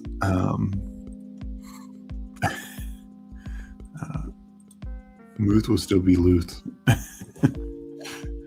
Luthmatic. Oh boy. Don't get Meg started, guys. What you gonna do in Muth Mania? Run water over you, brother. Yeah. No, I do think if Tanyan signs, because they did lose Hayward and they brought in that Nowakowski, they lost Hayward and Jonnu, so they're technically down a tight end, even if that Nowakowski is kind of like in the Hayward role. They could use another tight end, and I think it could be another blocker. So keep in mind, like Darnell Washington had a injury at the end of the year also, so it's not like he was the picture of health. So I could see them bringing Italian for sure, but I truly don't think it's a threat to Pat Freiermuth. Pat Freiermuth should be their good passing tight end weapon. Fortunately, he hasn't always been utilized that way for weird reasons, but when he's gotten the opportunity, he's actually been pretty good at it.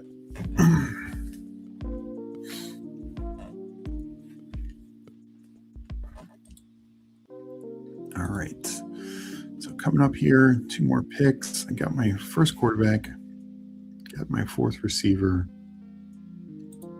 Where do I want to go? Laporta is interesting.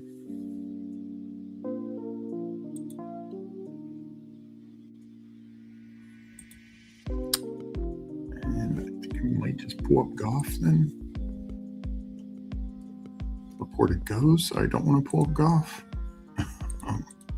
Let's see, running back.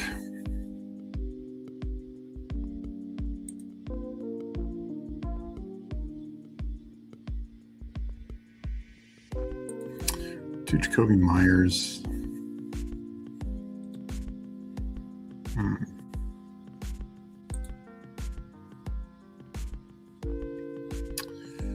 Do Jackson Dart. I think him and May are a good combo. Could have done Purdy with Mike Evans, but I want to get more Jackson Dart.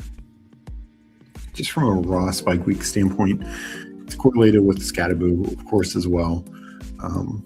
I do worry about Dart's health since he was in the blue tent quite a lot last season, but there is some big fantasy upside there. I think that's unquestionable.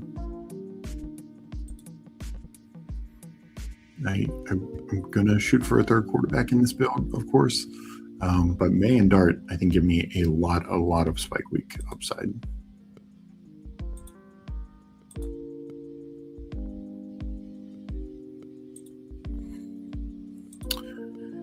Holy Kincaid. I missed it. Kincaid at 92. Yeah, that's pretty high up there, and that was not the Josh Allen team. So yeah, JT is a Josh Allen team. Not sure I see the Kincaid and Laporta Goff. I do think that's a fine combo. I was hoping to do it, because I had Gibbs, so I could just do kind of like a double stack with Goff. But it's all good. Did not work out. I think the guy played it right. You take Laporta and can kind of push you back off. If you take Goff, I still might have taken Laporta. So I think he played that well. But yeah, honestly, I think the Harold Fanning price is terrible, but Kincaid over like Laporta, Pitts, some of these other tight ends, Kelsey, a couple others that are going to go off the board. I don't know, not with the injury concern. They're already talking about like needing to manage him. There can still be some fantasy value there, and I think he's still worth a pick, and normally it's going to be in 3 tight end builds. But yeah, that seems like a bit of a reach.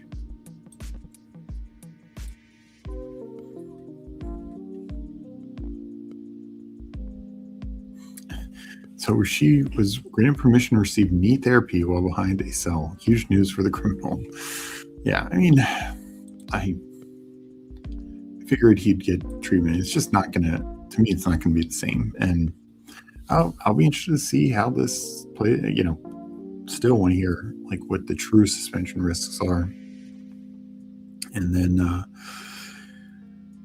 how does he look when he does get out of jail and camp starts? That's going to be a big question. Might not be 100%.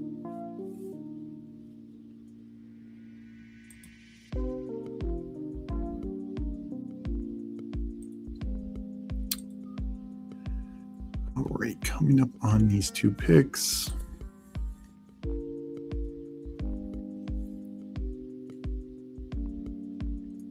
I'm at 2-2-5-0. Not going receiver here. Romeo Dubs is there, would be a stack. So I do Dubs, and I might cap at 7 receivers.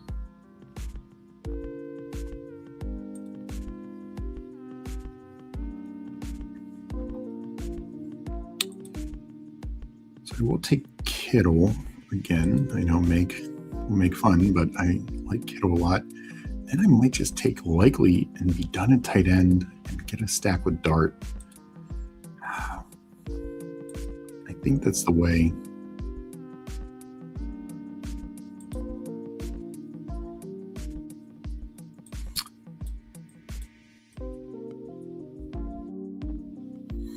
And the other thing with Likely is right now, it is, we talked about all these other receiver options. The reality is it could just be Likely. Like Likely, could take on this role. It's interesting. We've seen it both from the head coach, Harbaugh. There was obviously years where Mark Andrews was essentially the alpha tight end, and even before that, they would be fairly reliant on tight ends in Baltimore under Harbaugh, but also from the Chiefs' perspective. We know Matt Nagy has seen it to rely on the tight end. So if there is an issue with Neighbors, Likely might be the true beneficiary, not Mooney or Beckham or any of these other guys. It could be just Likely is getting 120 targets this year. So I want to go back to the board.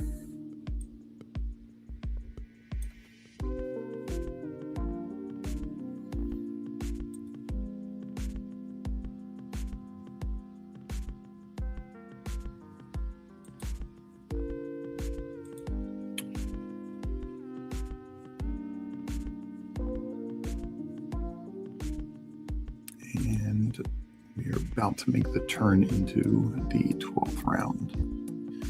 So I'm seeing it 2-2-5-2. It's one of those situations like I could take in Rashard White or Aaron Jones. I think both were fine picks.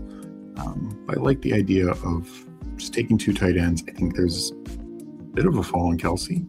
I know ADP wise is just like 4 picks, 5 picks, but I think his case is pretty strong. And then Likely, I think, is just interesting with the Dart combo. So I'll probably end up not having a stack for Drake May. I honestly don't care, particularly in this kind of tournament where it's 2-12, 2-12, 1 of 10, and then it's a 14-person final. Like, I don't need this team to be, like the most correlated possible. I'm beating 13. If I make it to the finals, I'm beating 13 other people. I'd rather get the most value and have guys who could produce the most, which I think both Kelsey and Likely have that upside.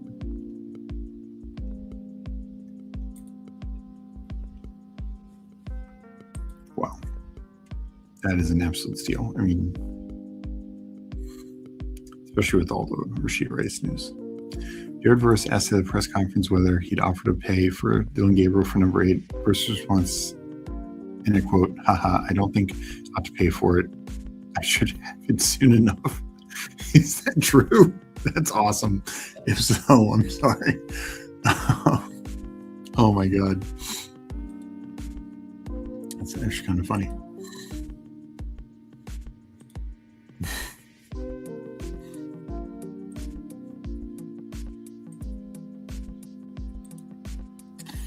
Yeah, I don't think with them drafting Taylor Green, Dylan Gabriel's long for the Browns. That was an interesting third-round pick.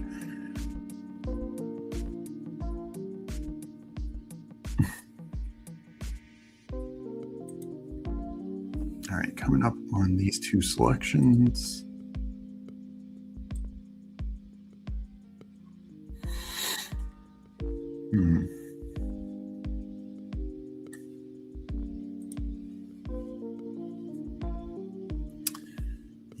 I don't necessarily think he gets back to me, so I'm going to take Aaron Rodgers. I want a third quarterback, especially with, some more injury risk built into this team. And boy, running backs, then I definitely think I'm going to have to go 7 here. I'm going to go Algier.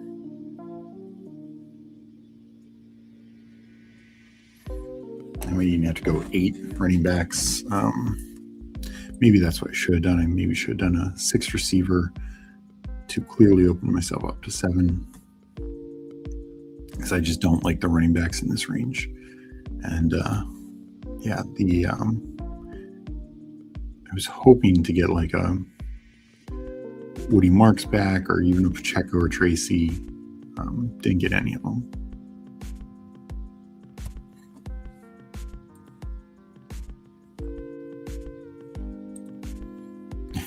Okay, it is satire.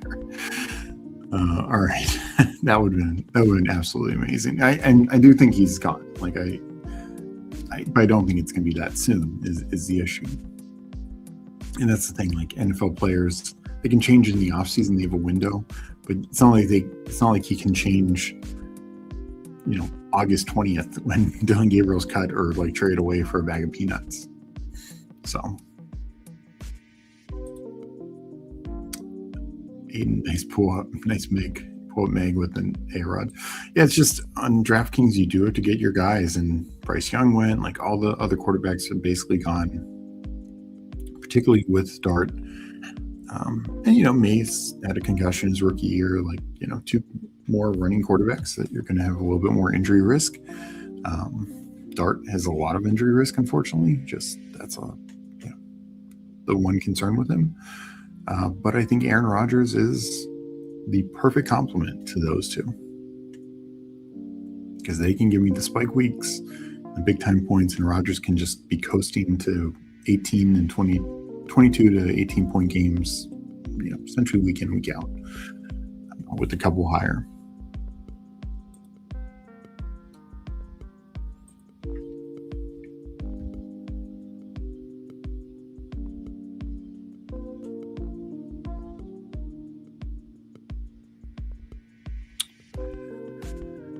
All right.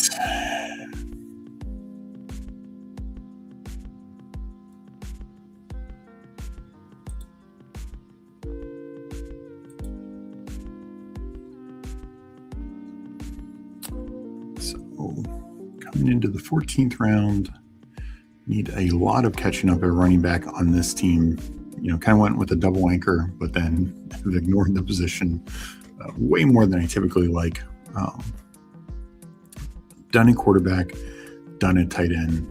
Just need to figure out how the running backs and receivers shake out from here.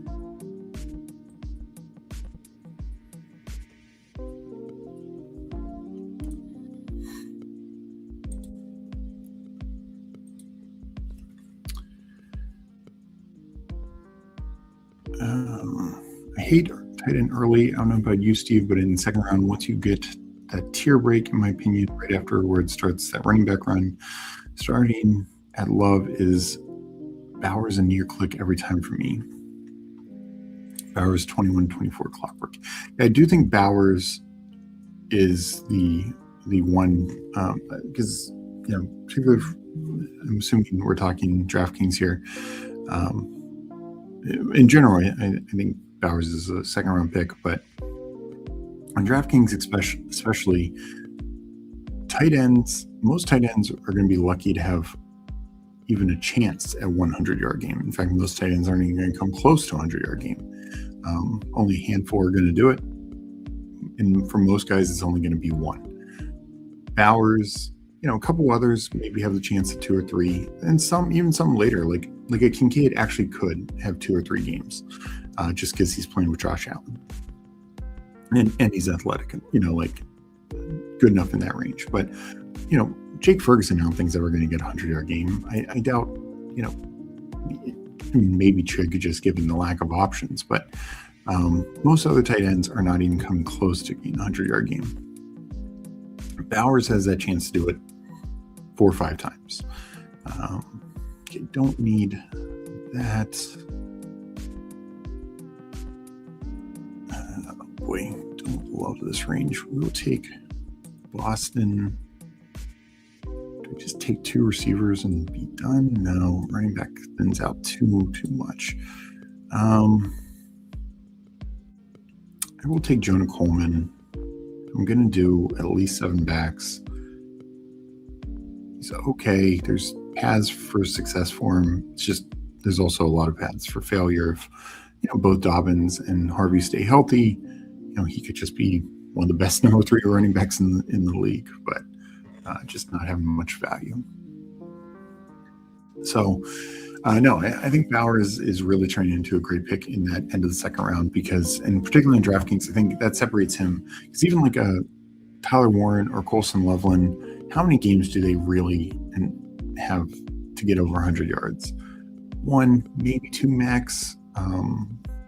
I just think Bowers can really separate. So, because my thoughts on McBride are pretty well out there, that I just think it's a different offense, different system. They actually have running game now. They're not going to throw the ball 42 times a game. So all those Bowers 100-yard games are probably a lot less likely to materialize this year.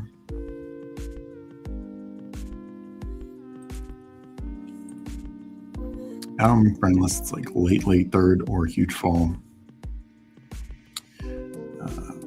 But he's so far ahead of the field, it feels like a Jamar Chase gap to the next one if he stays healthy. Are you saying McBride or Bowers? Because I actually think Loveland and McBride can be very comparable. Because I think Loveland's targets go considerably up, and I think McBride's targets go considerably down. Still, I think McBride's going to get a good number of targets, be a good tight end. But yeah, I just tough to see him in the top 3 rounds.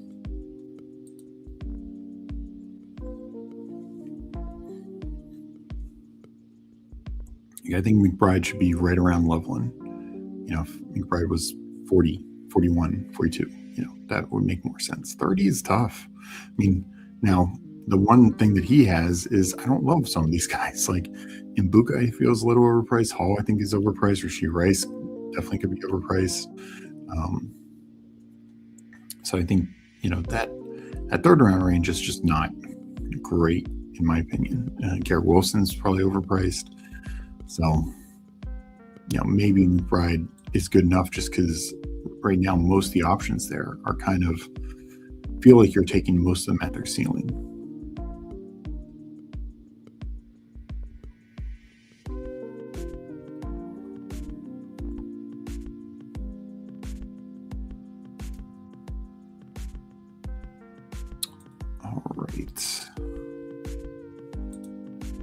Okay, yeah, Brock. Now, Brock, I do think this year has a big gap, And that was the other thing with McBride. Not only did McBride be tight end one, but he had like almost a 5-point lead. But a lot of that was due to injuries to other tight ends like Tucker Kraft, or other tight ends quarterbacks like Tyler Warren's quarterback or Travis Kelce's quarterback, etc. So I just think you have a situation where Bowers is probably going to reclaim tight end one. I think he's got the best odds by far, and he could have a pretty significant lead. But overall, I think tight ends in general, there's just a lot of guys with solid paths this year, including guys like Likely, including guys like Kelsey, like Andrews, who are being taken just way later. I think the scoring could be a little bit more spread out among tight ends this year. And let me make these 2 picks and I'll get back to chat.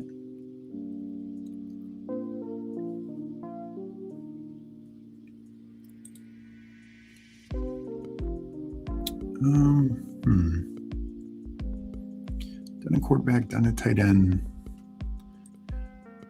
So we got here running back.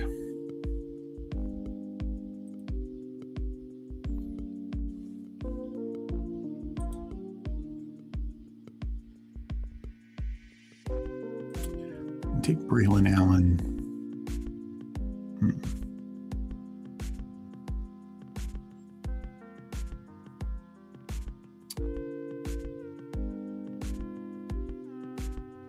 Yeah, I think I'm going to take Mike Washington as well.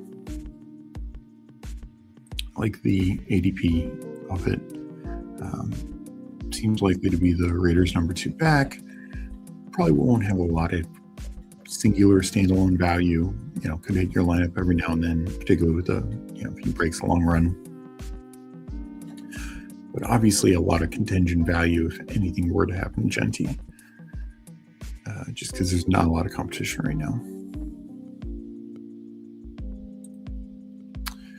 It just comes down to this for me. McBride dominated off future target share, not great yak, pass volume, all-time high.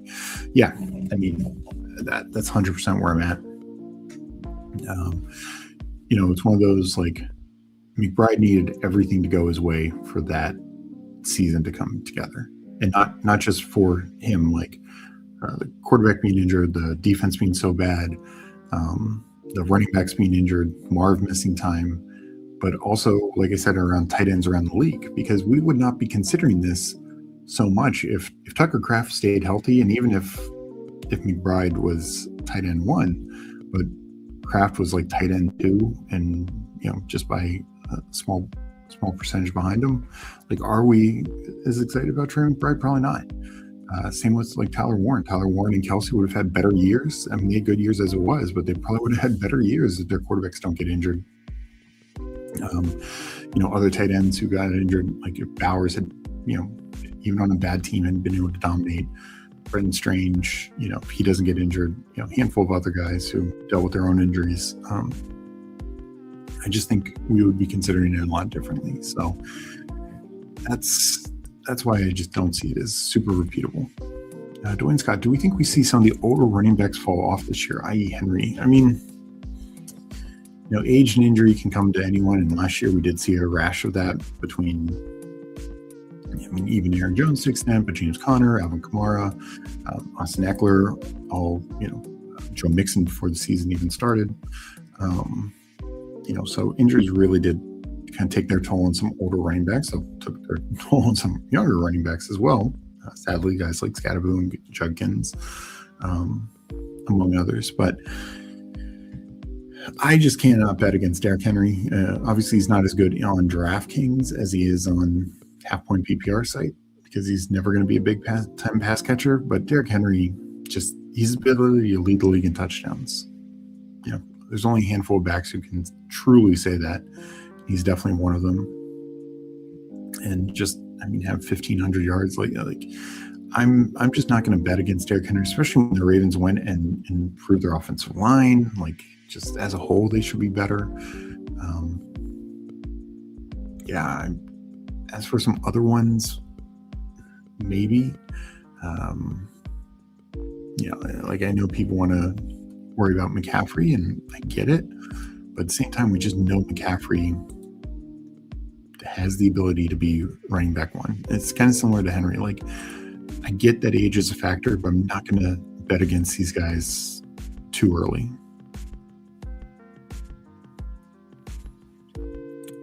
Let's go running back here.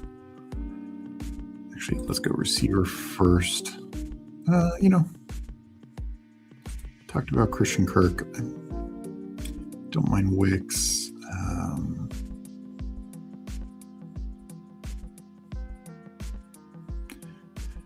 I don't know why Ollie Gordon goes essentially undrafted. I think he's a fine click this late and probably the RB2 on the team. He's competing against one guy, Jalen Wright, and he's got a different skill set than that guy and the lead back. So that's usually a positive thing for you.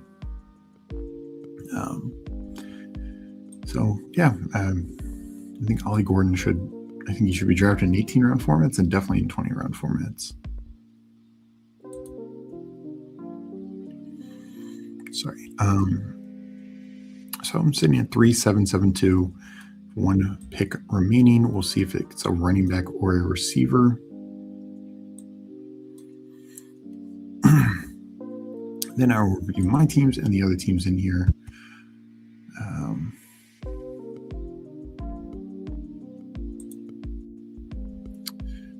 Not Wilson, I mean, but too much to go around. Yeah, for the Cards. No, I mean, they have weapons. That's the other thing with it.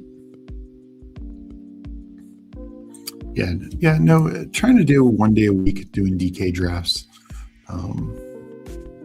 So usually it's going to be on Tuesdays, but this week I didn't do a stream on Monday because of, all the think you can tout stuff on Monday. So push it to, underdog to Tuesday and then push this to Wednesday. Here are your 3 favorite picks at ADP.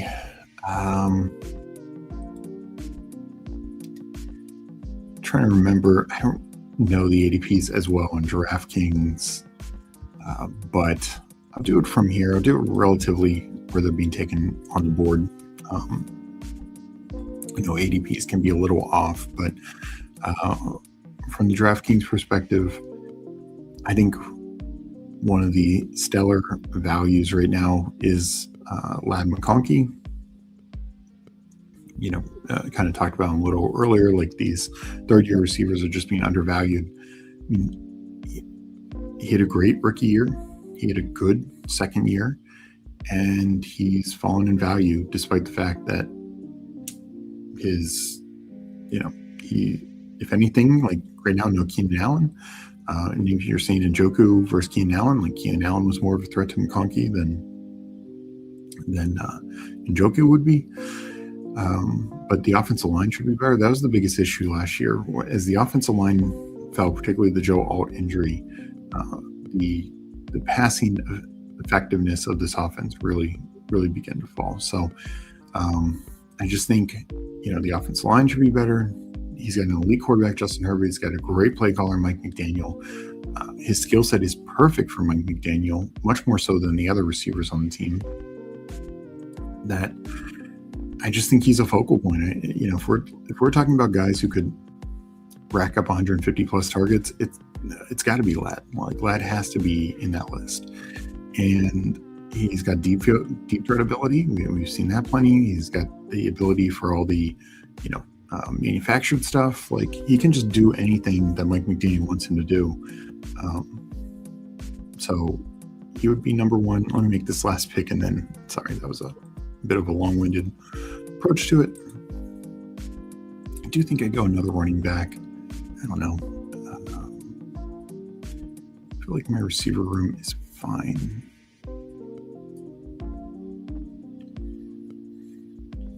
Not a lot left at running back, though.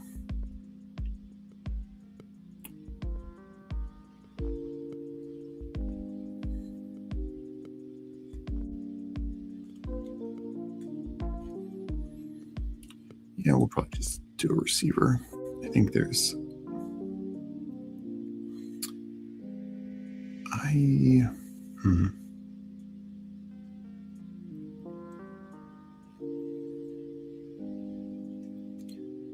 I'll do the Odell Beckham. I have Dart. I'm not going to do a ton of it, at least right now. Maybe that changes more. But I have Dart. Let's take the shot. So, all right. Let me just look at the board to finish answering the one question before we get into these drafts. So, love Vlad McConkey, like as an early round guy. Next guy I'll point to is Rico Dowdle. And I think his ADP on DK is like 90-ish also, and roughly the same on Underdog. This guy's back-to-back 1,200-yard seasons. He has as many catches over the last 2 years as Jalen Warren does. He's been with Mike McCarthy before. Should be a perfect fit for the offense. I think you just go down the line the list of why he's just, A, he's a better pick than Jalen Warren, and B, he's just, the type of guy who just massively exceeds value. So he'd be number 2. The number 3, that's a good question. I do like some of these tight ends. I think, though,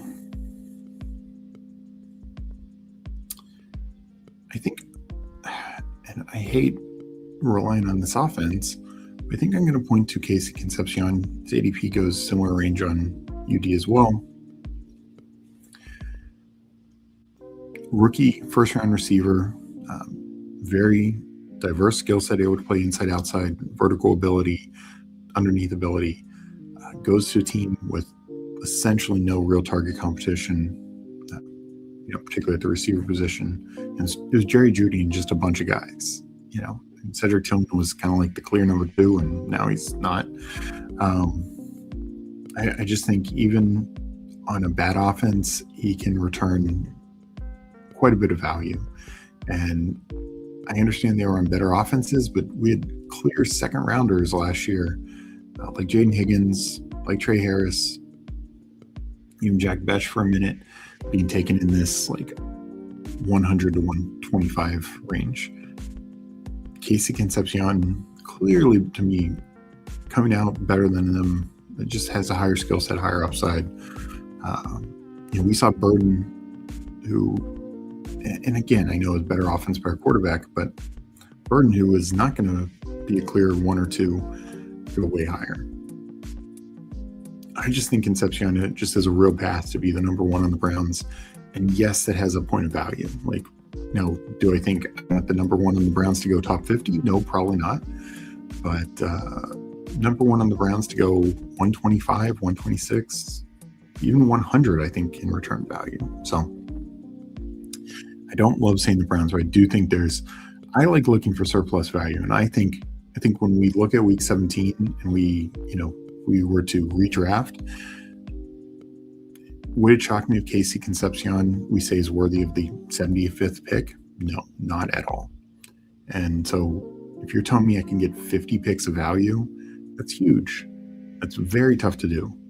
And some of the guys would be injured. I get that, but this is not a case of like an 18th round running back who is a great value because of some injury ahead of him and he ends up playing all year. We know we should be able to project Casey Concepcion, and from his outlook, to me, there's just a lot of paths to success. I have doubts about my sanity. I kind of like QJ more than Ladd. I just don't know if QJ fits Mike McDaniel truly that much. I know they want to be bullish with him. They want to work with him, former first round pick. He's just not the greatest route runner. He's fast, he's big, but he's also a big receiver who isn't great at contested catches. Let's be honest, not great at catching. And I'm sure if anyone can work with him, it's Mike McDaniel. McDaniel has a long track record of being very, very good with getting most of his receivers. I just think he is going to prioritize guys who he can count on and guys who he can get creative with. And to me, that's not QJ. So we'll see. Maybe QJ has made even more of a leap. He obviously got better last year, but it's been a slow rollout for QJ, that's for sure. Calvin Austin going to get playing time in New York Giants. I like his deep ball skills. Yeah, boy, I mean, I'd say your guess is as good as mine right now. They just have so many guys, and they honestly have guys who can be the deep threat. I mean, honestly, Darius Slayton's actually still good at that. Darnell Mooney. I wouldn't say Odell Beckham anymore, but maybe he finds that path forward. So I just have a tough time clicking Calvin Austin. I also think he's primarily in the slot, and Juju eats that role. And Juju just honestly has a much better track record. But they did sign Calvin Austin. I just don't know. Like, they've signed a lot of guys, so mixing him in like the 20th round in this, particularly 20-round format, I don't think is bad. I mean, somebody's got to materialize. I took Beckham. Could it easily be Calvin Austin? Absolutely. And this I do agree with. I considered this when I looked at running back George Holani in the last round. He has a chance to not be a zero. I agree, especially early on. Like, maybe late in the year when Charbonnet is back, he is a zero. But early on, I think he can play. All right, let's jump into reviewing these teams. Appreciate everyone for drafting. Appreciate everyone for chatting. Always a fun time. Don't forget, tonight, Best Ball Jeopardy, PPR Tyler versus Nez, 10 p.m. Eastern. Should be a lot of fun. And also, don't forget again the 20% discount on our Fanspeak Best Ball Substack. One-time payment for entire year, now under $30 with the discount. They dropped a link in earlier. The link's also in the description. You can find it on our free Discord as well. So thank you for giving that a shot, checking that out. I go 3-7-8-2. Quarterbacks Drake May, Drake May, Jackson Dart, and then Aaron Rodgers. 10 of upside for the first two. Aaron Rodgers, obviously, kind of like the chaperone of the room. But I honestly really like how that trio comes together. I did have to quote unquote reach on Rodgers, but I think there was no way he was coming back to me. Running backs, Gibbs, Scadaboo. Love the first two. Then it's a bit of a mess. So really need those two to stay healthy. This is definitely not a team that I'm expecting many flex weeks from the running back room, if any at all. Tyler Algier, Jonah Coleman, Braylon Allen, Mike Washington Jr., Ollie Gordon. Clear number twos across the board, if at best. So not expecting a ton of points from that group as a whole. Hopefully they, with volume, they can cover the bye weeks. Every now and then get a usable week that maybe hits the flex or maybe slightly overtakes one of these two on a down week. So it's very reliant on Gibbs and Scadaboo. But if they have good years, I like how the rest of this team came together. Receiver room, AJ Brown paired with Drake May now, we know for sure. George Pickens, Mike Evans, DK Metcalf, Jacoby Myers. So very strong start to the wide receiver room. I like the Denzel Boston pick. And just talking about Concepcion, Boston's like the lesser version of that also. I think he's just kind of undervalued because of the team that he's on. I think he can very easily return value.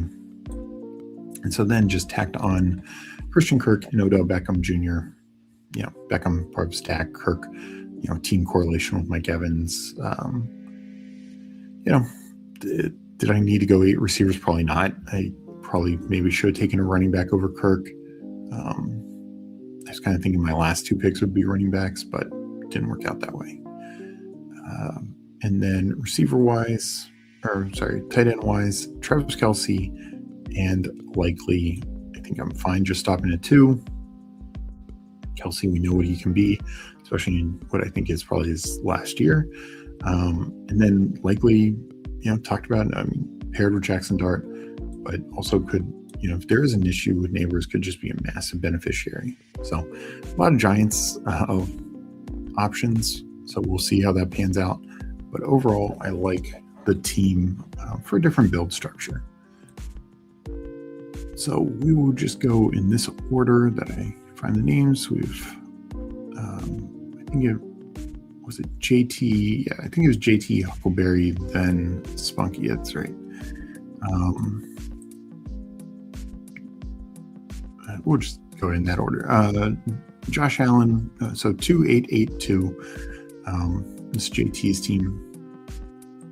Josh Allen with Tua is the backup, so slightly thin at the backup quarterback role. You could make the argument this is mainly a Josh Allen team, but Tua can carry the bye. At the very least, maybe counts one or two other weeks that Allen doesn't totally go off. But this team's going to live and die with Josh Allen. But that there's nothing wrong with that. Top quarterback for a reason. Running back, this is looks to be more the zero RB approach. Stevenson, Gainwell, I think those are two strong options to start. Dobbins and Rashard White, I think those are good. Next two, Dylan Sampson, Alvin Kamara, Ray Davis, and Ty Johnson. So both Buffalo backups. Kamara, Sampson mixed in as well. And I think they're fine for where they go. I do think, your top four running backs are your best options for scoring. It's one of those, obviously, you compare to mine where I go Del Wanker and then really push it. There's more depth here. I think you got four viable guys, to start, and then even two other guys that I like Sampson and Kamara more than a lot of my backs.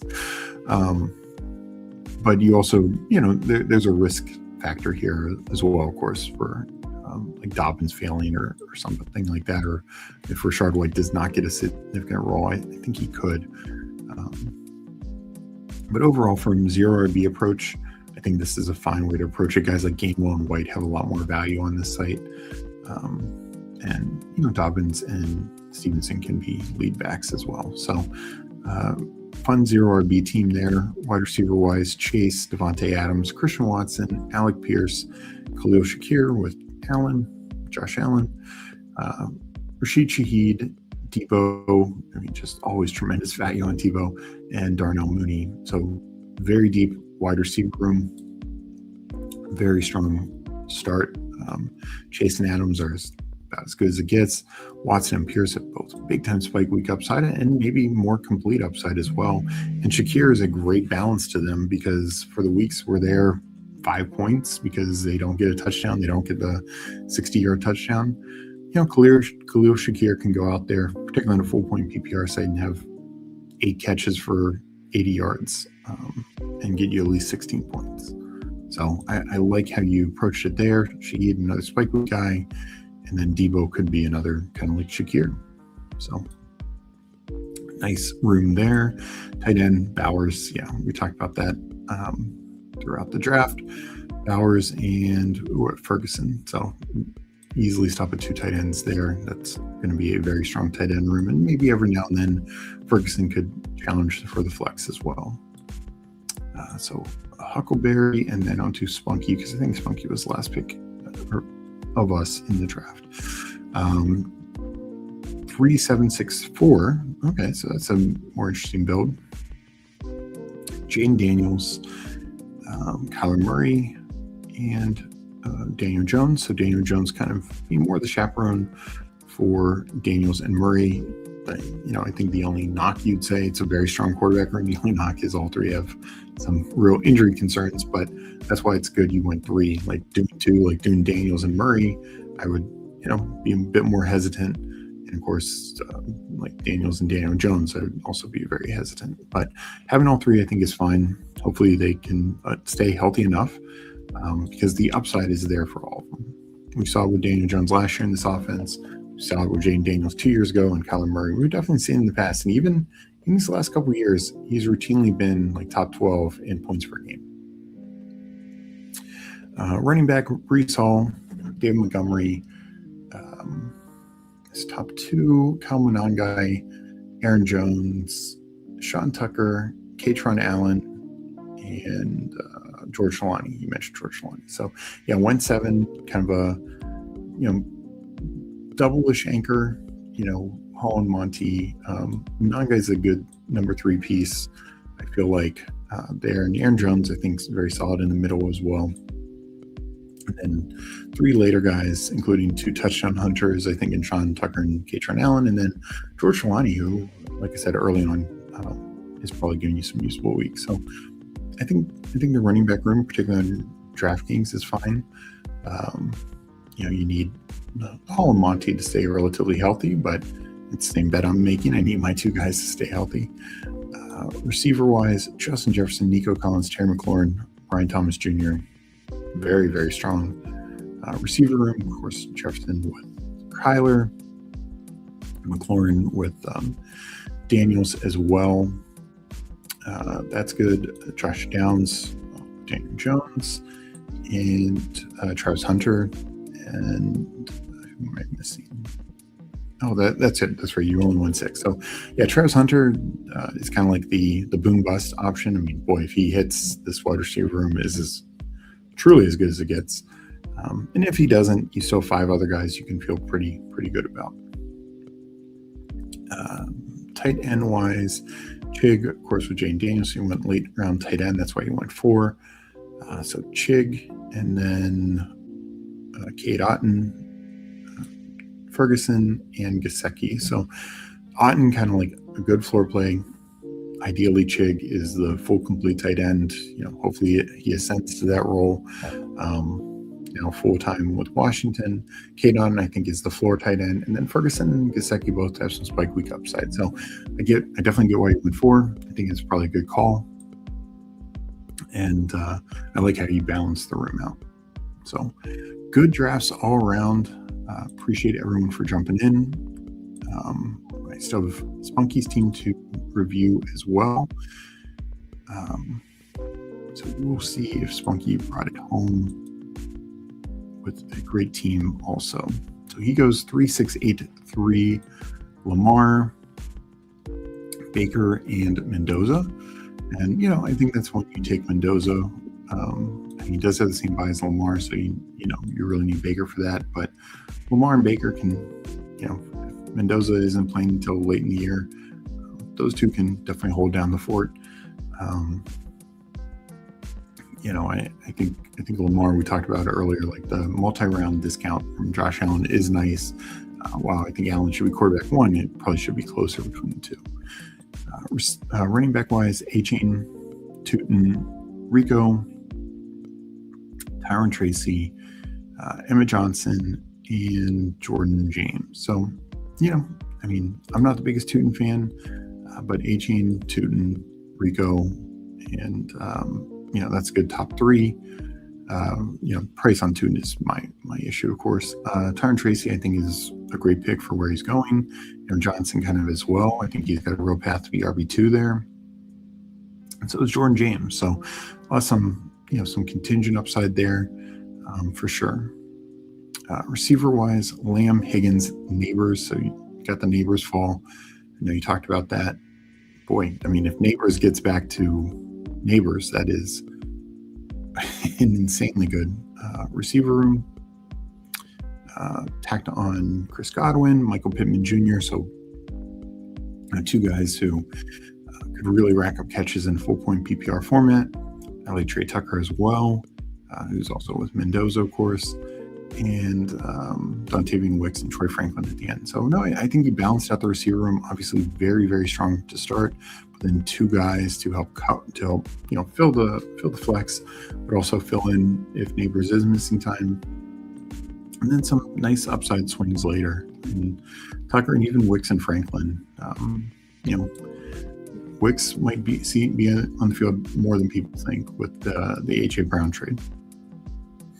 And finally, tight end Mark Andrews, of course, with Lamar. And Don Schultz, I think, is a great click at his ADP. And Colby Parkinson, I think it's a fine late round click as well. Nice little floor play. I would have been fine stopping at Andrews and Schultz, to be honest, but adding in Parkinson, I think, is fine. So appreciate everyone for drafting with me. Appreciate everyone for joining. Don't forget to join tonight for Best Ball Jeopardy, 10 p.m. Eastern. Hope everyone has a great rest of the day and good luck drafting. I will talk to you later.